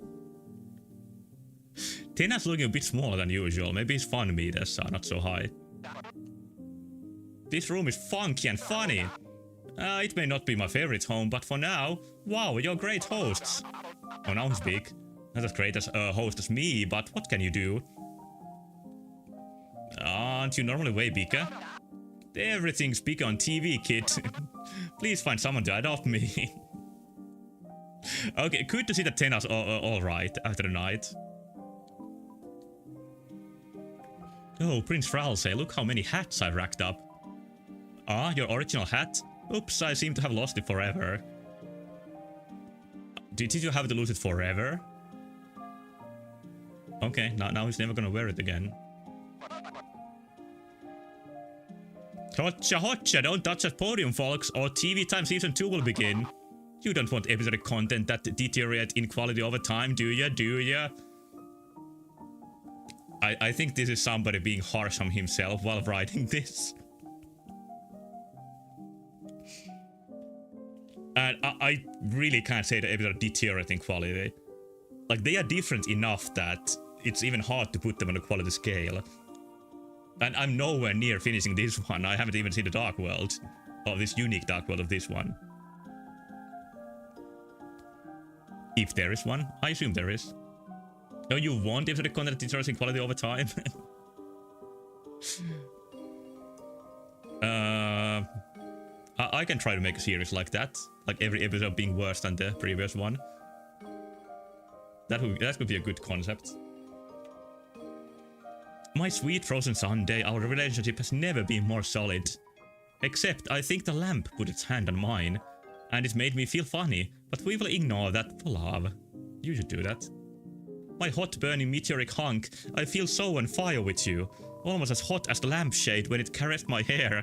I don't know how I felt about that. I want to forget it, I think. Their trio is very complex. Any of the 3 chapters probably better than the rest. I thought about this when I played chapter 2. Is that I think chapter 1 is kinda the Deltarune for me. And has like the most Dark World with the purple colors and the music, and it is like Deltarune's purest form, which is what episode 1 should be. And the character development is maybe the best paced on that. Chapter 2 I think might have the highest highs and lowest lows for me. Like, I don't like the start of chapter 2 very much.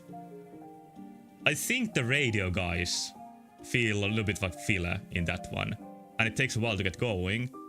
But when you get like Queen and Bertley and Queen and Noel stuff, and Noel and Chris stuff, that's top tier. So the latter half of chapter 2 is just like almost perfect. And chapter 3 I liked a lot. I can judge it better when I replay it. But I think chapter 3 had more of the Dark World feeling than chapter 2. Like, chapter 2 is too bright aesthetically, in my opinion, to be the perfect, like, Deltarune content. It's a little bit too happy and funny. Although, like, Spamton is also, like, a genius creation. And brings the darker side to it. But yeah, the best stuff in chapter 2 is some of the best in the whole of Deltarune so far.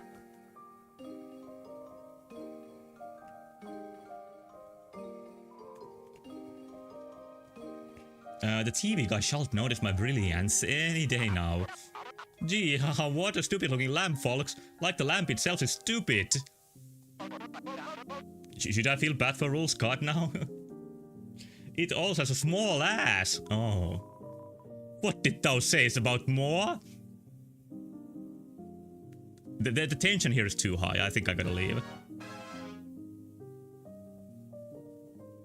Then there's the green room. Who is that for? Hey, what's that room over there? Your room? Sorry, it's still really dusty and dirty, so... So what? So you can't go inside until I clean it? Come on, what are you hiding? That's embarrassing. Oh shit, she did it! I thought this was gonna be like blue balls foreshadowing once again, but no!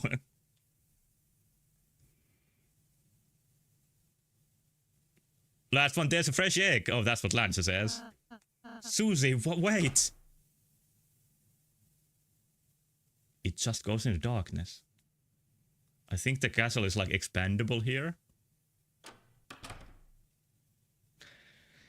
It's kind of what I expected. It's nothing. Like, he doesn't care about himself.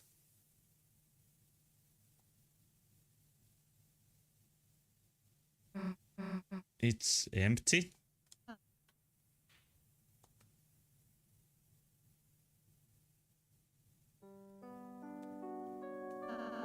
My own room? I don't need a room. At least that's what I thought. So I never... You live here? Why do we have rooms and not you? Making you two happy is my purpose. My purpose making YouTube happy by praising the algorithm every day. If I think about it, there's no reason for me to have anything. That's the stupidest goddamn thing I ever heard. You see this stupid excuse for a room? I don't care what the reason is. Me and Chris are gonna fill it up, wall to wall. Until you have the most badass room in the castle. Susie. Look, you can't be the only one with an empty room. It's too sad, you know. Wherever we go, we'll keep an eye out for furniture. Right, Chris? Come on. Okay, we'll do that. Chris, Susie's so nice. It makes my heart hurt. I don't really have any hobbies or interests. Baking, sewing, singing, those are all just things I thought to do for you two. But recently, I'm starting to feel like I'm developing my own opinions, so that's good. My own likes, my own dislikes, my own desires, my own fears. Well, I mentioned how in chapter 1, Ralsei wears the hat, where he doesn't really even have a face. So I think it's more literal that Ralsei developed as a person pretty recently. And, like, he's just what the heroes need. If the heroes were different, he would have become a different person. But I guess that's everybody. Like, we are shaped by the people around us. I think I've read that the biggest factor towards your personality is the people you know and the people around you. And not something that comes, like, from yourself. But I think for Ralsei it's a little bit more like magic and literal that he became what he needed to be.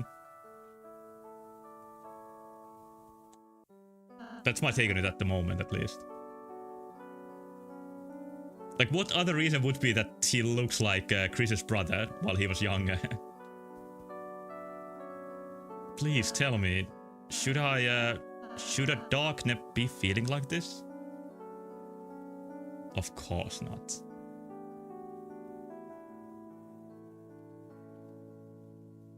Yeah, I think even if like an actual normal human spent a long time ago alone, they would lose their sight on like what they are like. Like, we live in very individualistic times where people emphasize like looking for your own identity and like your truth. But I think humans can't really be like their full persons without other people too.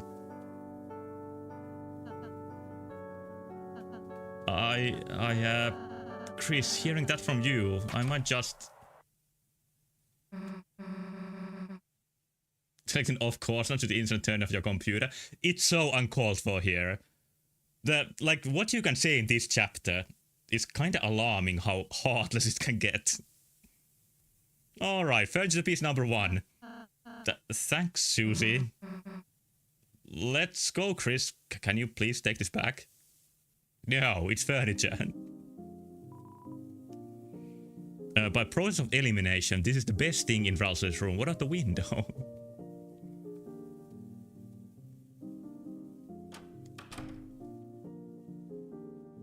Yeah, okay. It was nice that that was not something that was hidden for a long time, but something you got to explore, like right then and then. Like then and now, I mean. Then and there is the idiom I'm looking for. Anyway, let's go. I think we are about done here. I really... Like, it's getting late. Time has flown by. Yeah, that's the right form for it. The only room that's left to see is the one in the middle, north of the cauldron. What does it say, that room? I want to make sure. Door is locked. Not much. But it has 6 wings and a crown. That's... and a heart. Like, all of these are pretty important symbols. It's like it's for the Darknet King. You know, like Ralph says, father, mother, whoever.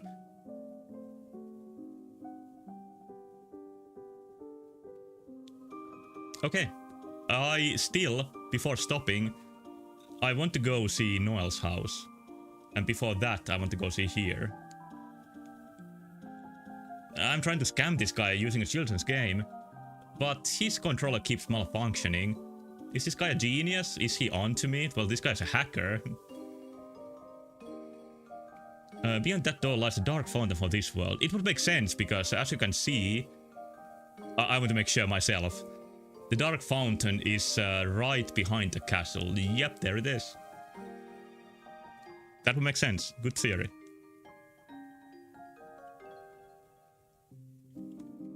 I'm the hacker. I'm a pro gamer too. Keep it on the download. Sure, I got the mods on deck. I'm about to win it big. He's using a notch controller to play what looks like a child's game. And he's still serious about it. And yeah, keep it on download is a pretty good saying. Glimmering. What is glimmering here? You reached inside and found something alongside the strange piece of glass. Shadow crystal? Oh, it's from me not playing chapter 1. Why does it give them to me? Well, very soon I'm gonna have my chapter 1 save connected to this one. Let's give this to, Shom. No, he doesn't say anything. I really want to know what he says when I've actually beaten, Jevil and, Spamton on this save. You just guns with shadow crystals? Let's see what it says. As a description. You have collected 1. I'm pretty sure you give them to Shom normally.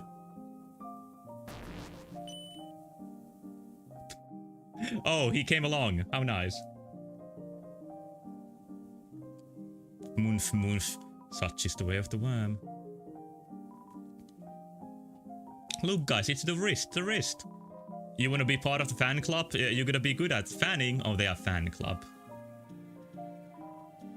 A powerful computer like Our Lady Grace needs powerful fans. These are kind of low-tech fans. This is a great town. All of my friends are here and ready to blow big bucks. Still, I can't help but feel like I haven't seen... What? Nothing. Bye-bye. Looking for originality, innovation, then click no further than Addison's.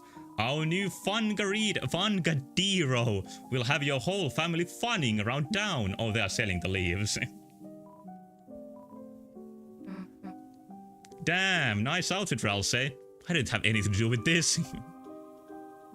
It's bling bling, Ralsei. Very good. It reacts to your presence. I went too far with my training. My legs have achieved a kind of ultra instinct. Ultra? Is it a Dragon Ball thing? Where they can lead their own independent life without me. That's a dark path to go down on. Isn't this Ralsei's original hat? Though I'm just a small ball. With friends, I have become more well-rounded than ever before. But yeah, the instinct can react to my presence too. Yeah, Ralsei grown a long green one, you're right. It doesn't have the notch in the middle. And it's green. Here's a door that will never open again. Or may never open again.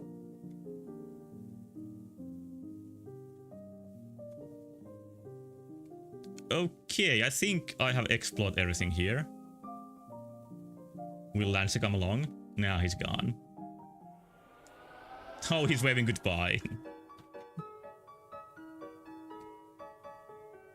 In chapter 3, we saw what purpose of those golden doors was. Well, they had to keep people away. Is there more to it? I think the chapter 3 doors are kind of different. Because I think that golden door is like a threshold between two different dark worlds. Like Ralsei's castle and the card game world. And board game world, or whatever. This is a very peppy version of the town theme. Let's visit the hospital just quickly. I'm back again. You come here a lot for someone who isn't sick. What about piano? Chris, your mom was bragging about your piano playing. I almost thought you were serious for a second. What's with that piece of Luke? Yeah, maybe it's like an uncontrolled Chris that can play the piano, not this zombie version. Beats of the toy, march on. I think I've seen a toy like this. Good lines. Oh, he's straight back to the hospital after the church. Chris, that service was pretty long, wasn't it? You wanna talk about something? Are you gonna be alive tomorrow? That's right, festival tomorrow. Told Noelle I'd go support her. Just gotta save up my strength, then I'll be busting out of here, baby.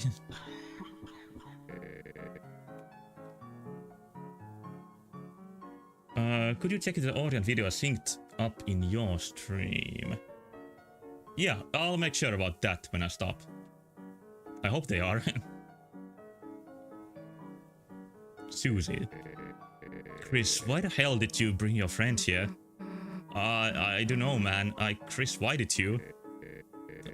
It's just so crazy. You gotta laugh. And that's it. Hey, Chris, why are you checking the sink? That's what I'm asking, sweetheart. I want to know what this is. Angel, Doll, Noelle, and Des made a church. Des mentioned. Your dad brought another bouquet, again. Come on, man, you know you can't afford that. Yeah, it is really nice to have Susie's reaction to weird things that the player does. But Susie also thinks that Chris is a weirdo like herself. So she doesn't judge it. She just takes it. Yeah, none of those things I just did were normal. Oh, it's Napster Luke, who's getting run over by a car. No cops, no speed limit. I can go as slow as I want. I'm trying to direct traffic without Undyne, but... Officer Undyne, sorry, no one has seen her since last night. She wasn't at any of her usual places either. It seems strange to worry, given that she's usually invincible, but this job just isn't the same without her smile. What are you doing here? The shelter? Right, Undyne had been in charge of something about that. An important code or something. It was the only thing that ever made her nervous. I never saw it though. I don't think it's ever in the station. Okay, not really new info. Yesterday's police tape. And it's closed. Don't do any big crimes right now. The dog crime is going on. Same point here too. It kind of makes sense because this is a long stretch of hometown, which I don't mind. But I really should plan on getting to bed soon, which is a shame. But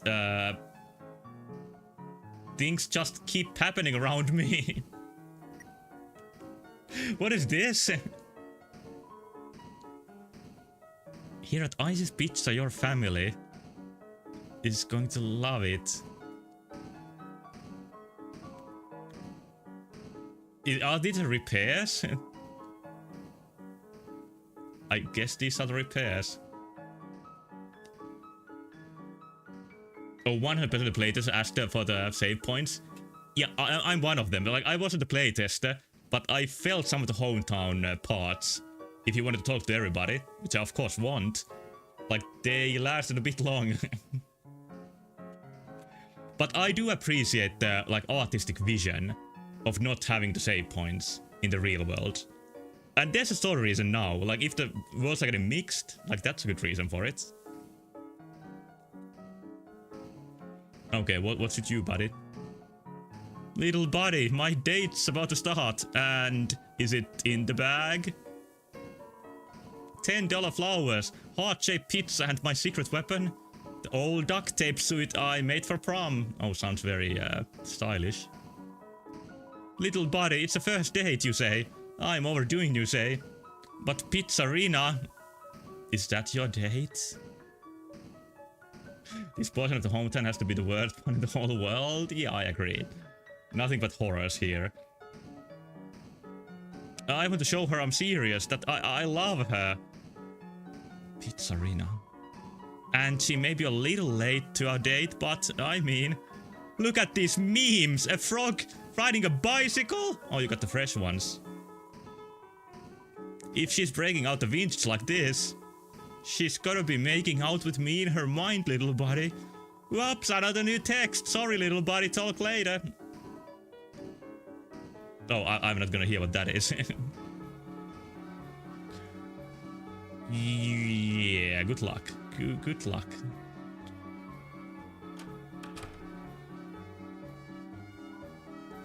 Oh, Chrissy, are you here to buy me a free lunch? What does Blue Bunny do? How long should I do this for, and is it really? I mean, think of like the good of society, right?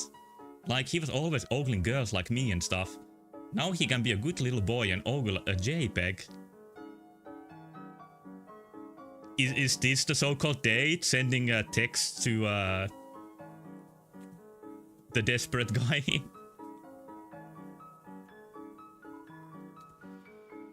See, everyone wins, especially us, because it's really funny.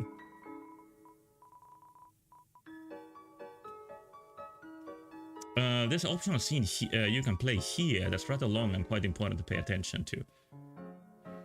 Maybe I should leave this next time. Like, I want to see more, but we gotta leave something for next time too. And this is already longer than what I planned to play tonight. And yeah, I was assuming that this is gonna start like the other chapters, where you are fighting monsters and such like really early. But no, they really changed up the rhythm here. And it makes sense after chapter 3, which doesn't have a hometown part. This is really in depth. Well, I guess it won't hurt to if it makes him happy too. Yeah, they are pulling some kind of scam here. Maybe for the guy right outside. Catty. This is my last conversation. Like that cat girl? Good gator, she's obsessed with me. This morning, we accidentally ordered the same special. We had to, like, share and, like, talk and laugh. And then she had the nerve to, like, pay for it. No way. Like, I want your hairy charity. So I'm just waiting, you know, in case she comes by. So I can pay her. By the way, is my makeup okay? I mean, I need to look better than her, obviously. God, so obsessed with me. Okay, I don't think she wants to admit that. Like, they should seem to just be friends.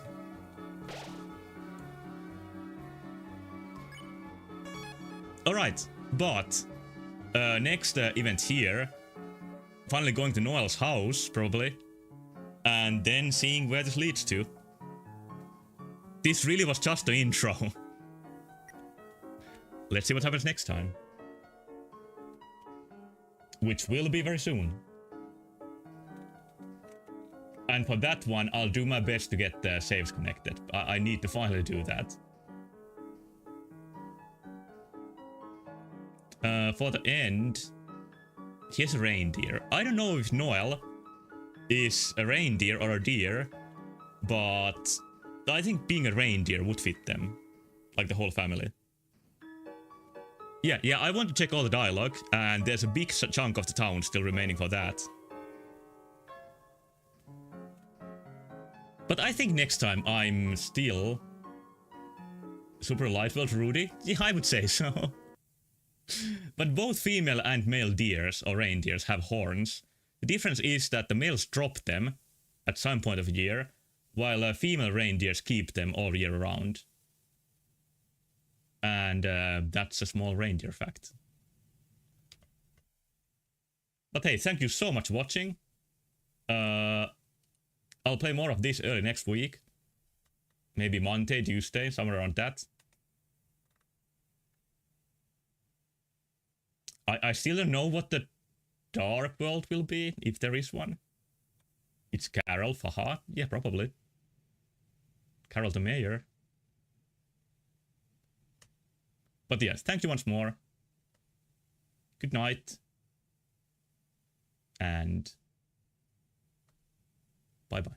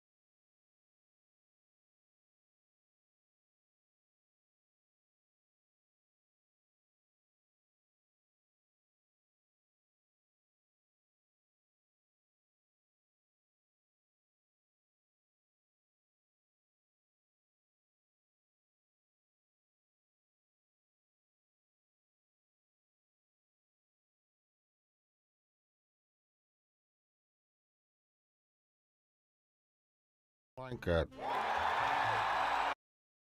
Hello, it's me, Mr. Plunkett. You know, Star Wars has been around for nearly 50 years now, and I'm finally coming to the conclusion that I'm not quite sure what it is anymore, or if I even care. It's a weird, ubiquitous cultural thing that has no borders, no exact shape, and no manners. It appears in all forms and products. It has invaded our holidays, our homes.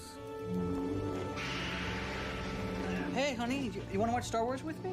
I'm busy, Dad. Our personal lives. And I hear that you also had a bit of a Star Wars wedding. We did have a Star Wars wedding. Our bodies. And our collective mental health. I'm excited for Star Wars!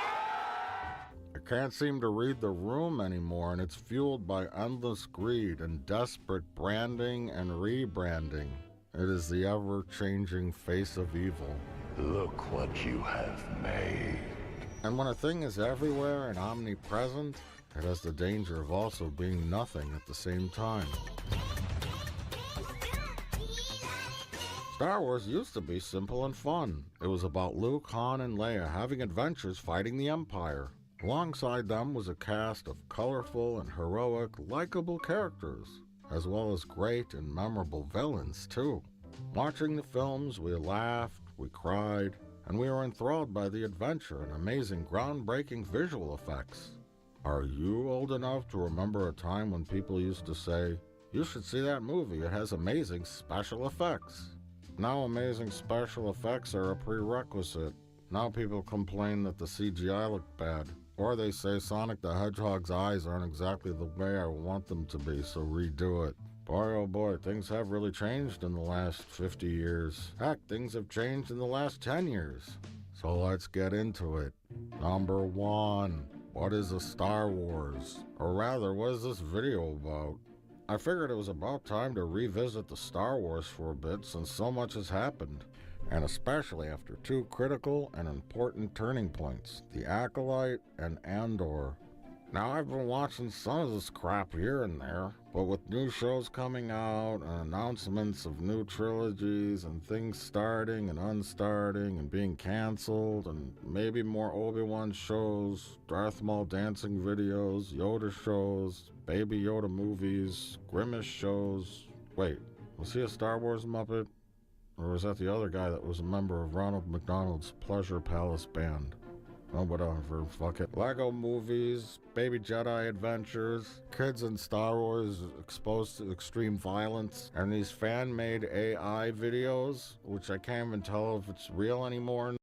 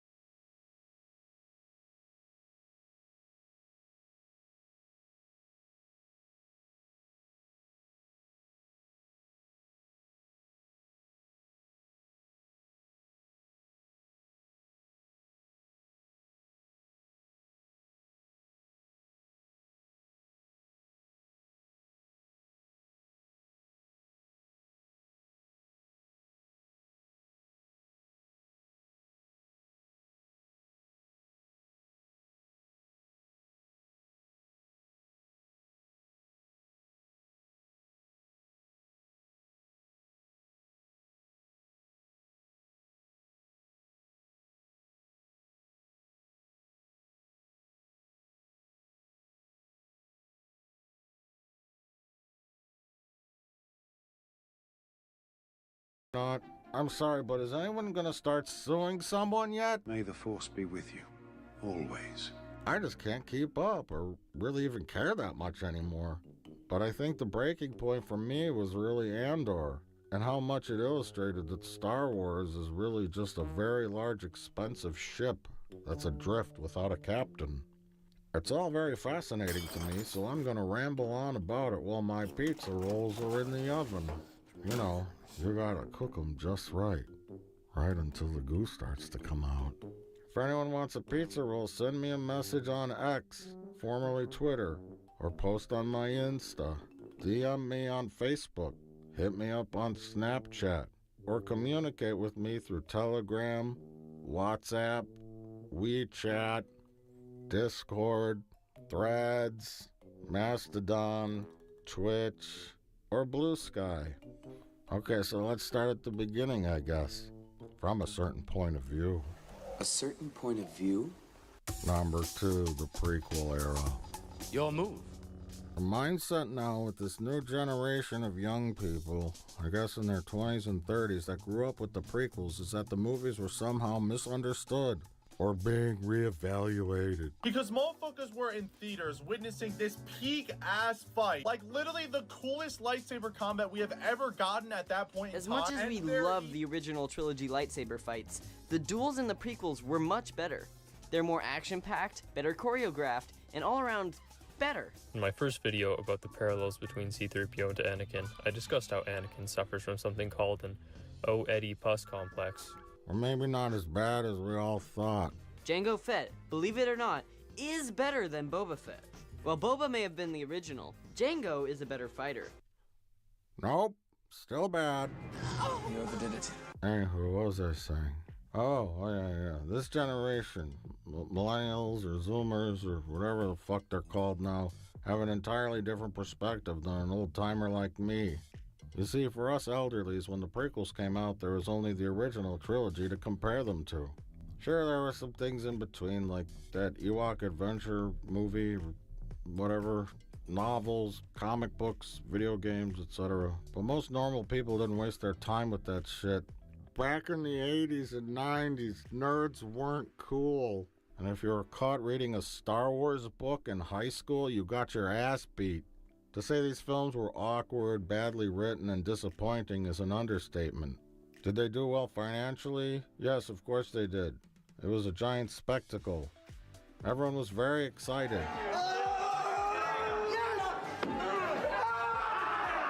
Until they weren't. But the films had enough action and visually neat things happening on the screen to satiate audiences. The embarrassing, awkward, lame, strange, annoying, and unfunny outweighed anything cool or well done. I think most rational people can agree with that. We all know at the time that something was wrong, but couldn't quite say what. George had grand ideas about telling a very different type of Star Wars trilogy story, which is admirable, but I think he lacked the skills in the writing department to handle such material, as well as being able to resist his worst impulses. Plus, he hated directing actors. George doesn't like directing. Period. He told me that. So why did he direct all 3 films? Why did he write all 3 films? Oh well, whatever. It's too late now. In light of recent developments, it seems to me George wanted to write something like Andor, but probably wasn't able to.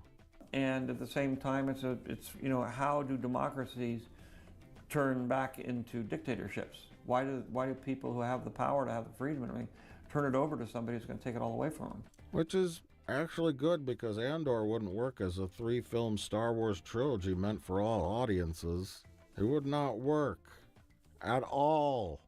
The original trilogy balanced the more serious elements of the bad guys' plans and actions with levity and things kids can enjoy without going too far in either direction. So what is the secret ingredient that makes Star Wars truly work? Is it taking the subject matter really, really seriously?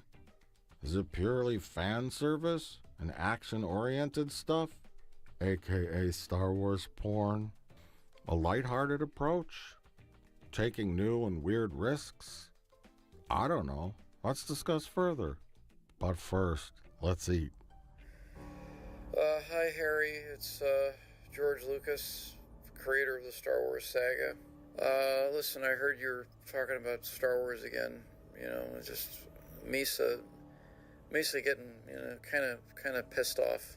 Misa kind of irritated. You know, I warned you about this. I told you, you know, keep Star Wars out of your filthy mouth, but you didn't listen. So I'm gonna give you just one more chance here to just take the video down and just don't move forward with this project, or else you know, I'll be forced to you know, do a force chokehold on you or something. No, but seriously, I will take you for everything you've got, which I know is probably meager at best, but you know, I just, you know, I'll do it. I'll do it. This is me worked up. You hear how angry I'm getting, Harry? You hear my... The mailbox is full and cannot accept any messages at this time. Goodbye. Number 3, the Disney takeover and the sequel trilogy. You know, it'll give me a chance to go off and explore my own interests, at the same time feel completely confident that Disney, you know, will take good care of the franchise I've built. And don't worry, kids. I'm not done talking about the prequels, but this next part is important. While maintaining control of the Star Wars brand for nearly 10 years after Revenge of the Sith, and only making a few Clone Wars products, George Lucas decided to sell it to Disney of all places. It's ironic, isn't it? Lucas was a man who was always the maverick. He hated the studio system and always fought against it.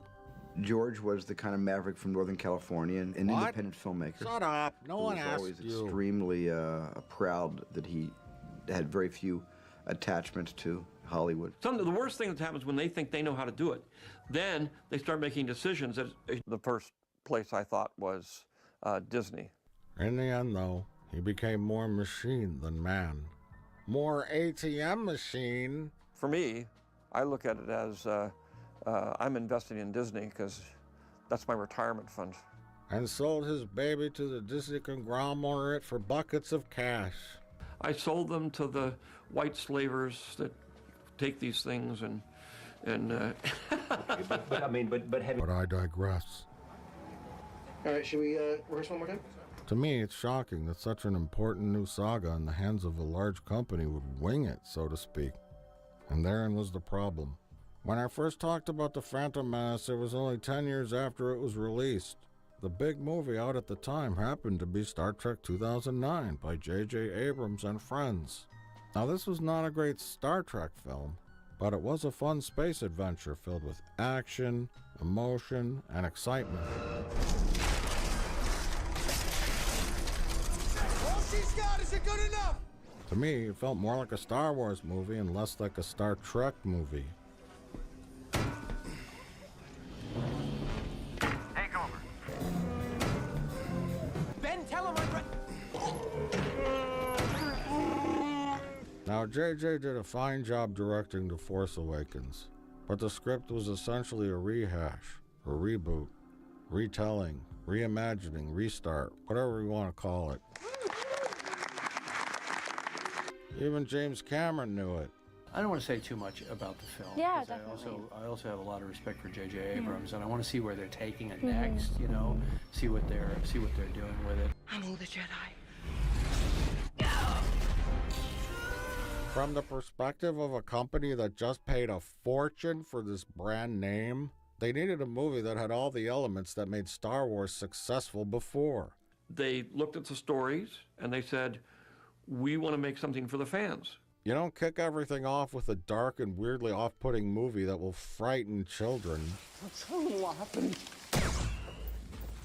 Or something that's too specific. You have a gender-swapped Luke, a cute droid, bad guys that are different, but familiar. And throw in some nostalgia, too. Is there a big, giant, planet-sized weapon in Force Awakens? Yes. And does it blow up? It does blow up. And so there are undeniable, parallels. I very purposely wanted to sort of revisit the old in order to start and tell the new. And that was the challenge. And again, for those who hate it, I could not respect your opinion more. And for those who love it, I question your sanity. The film was fun and acceptable, but we were really excited to see where they went next. The problem was they didn't know where they were going next. Anyone with half a brain would have known they needed to plan out the story for the sequel trilogy ahead of time given the stakes, but nope. They rushed that film out so fast it was like launching a roller coaster. But the rest of the track wasn't done being built. Then Kathleen Kennedy said she had a 5-minute meeting in a tiny broom closet with Ryan Subvert Your Expectations Johnson. And when they came out of the meeting, she said, "He's our guy for the next film." Now, I don't want to be cynical. That's not my thing.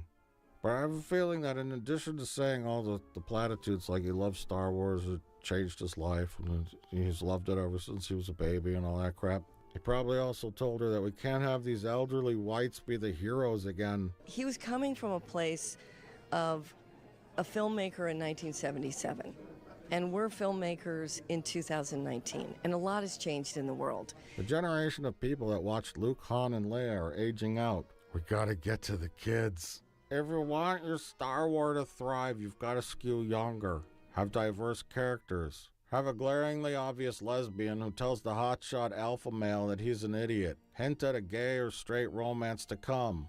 But no sex. Sex makes Zoomers cringe. No creepy macho white cishet alpha male stuff either. Oh, and add an Asian gal too. Haven't had one in the Star Wars yet. And no kissing. Kissing is sus and can only be done with permission or it's SA and problematic. Sex? Absolutely not. What were you thinking, bro? Also, kill your main bad guy to shock the audiences and ensure you've fucked yourself, story-wise. Don't forget to add social commentary on the wealth gap, too. People love that, especially kids. Kids love seeing a universe where they could potentially be slaves. Now, The Last Jedi left them in a position where they didn't have their big bad Snoke anymore. So what do we do now? I don't know. Oh God, what do we do? Get JJ back. We'll only do it if he could write it? Sure, have him write it too. Slap together something with the Emperor. We haven't used him yet. Somehow Palpatine returned. But the Emperor died. Who cares? Just finish it. Pocket Dimension with 10 million Star Destroyers? Sure. Palpatine clones in jars? Why not? Wait. We've never had a black female character in Star Wars. We forgot about that demographic. Hurry, shove one in there. We don't have the time. Or the choice. Now what do we do with all these goddamn characters we shoved in these movies? Have them ride horses in space. What about Rose and the romance between her and Finn? Or a romance between Finn and Poe? We're gonna do this. Yeah? Also no sex. Sex makes Zoomers cringe. Wait, did Rey and Kylo Ren have sex? Oh no, they fell in love and they kissed. That's not gonna age well. Oh wait, he died. Who cares? But Anakin and Padme kissed on the lips. And maybe went further because they made babies. Ew, ultra sus and cringe. This isn't gonna age well either. Does Finn want to bone the horse girl? Who cares? Let's just finish this shit so we could start making shows. Hurry up before the pandemic starts. What now? So I've said all this crap before in one way or the other, so what's my point? I'm bringing this back to the prequels. The recent rethinking of the Star Wars prequels doesn't really come from a place of discovering that they were really great and misunderstood films.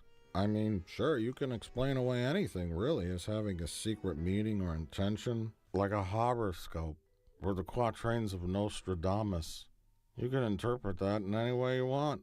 The act of going back to the prequels and saying that they were really good is partially nostalgia from those who were children at the time. I don't understand. But it's also a rejection of the modern Disney era and the corpo think of it all. With the prequels, George Lucas was in charge. He was the visionary of those films, and despite all their flaws and cracks and the terrible decisions he made, those movies were his.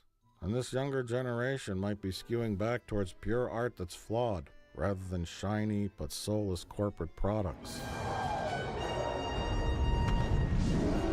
Now, many years out from the conclusion of the sequel franchise, I can honestly say I can't recall much from those films.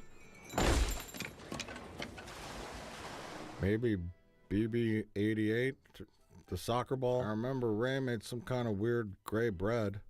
And she lived in an old AT-AT walker. There was a cartoon creature with butthole eyes. And someone rode a horse through a casino planet. I certainly remember zombie Palpatine, but this I don't remember. Or this? Or this? It was all for nothing. All we've done, all this time. But the visuals and characters from the prequels are distinct and actually memorable.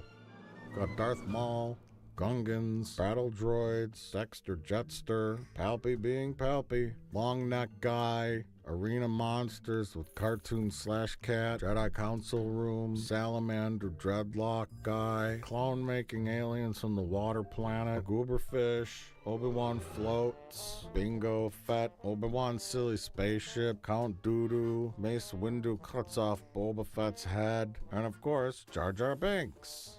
Movies and franchises today are less and less run by a singular weird and embarrassing man, more run by committees. We couldn't be more thrilled to present the exciting new series, Willow. And teams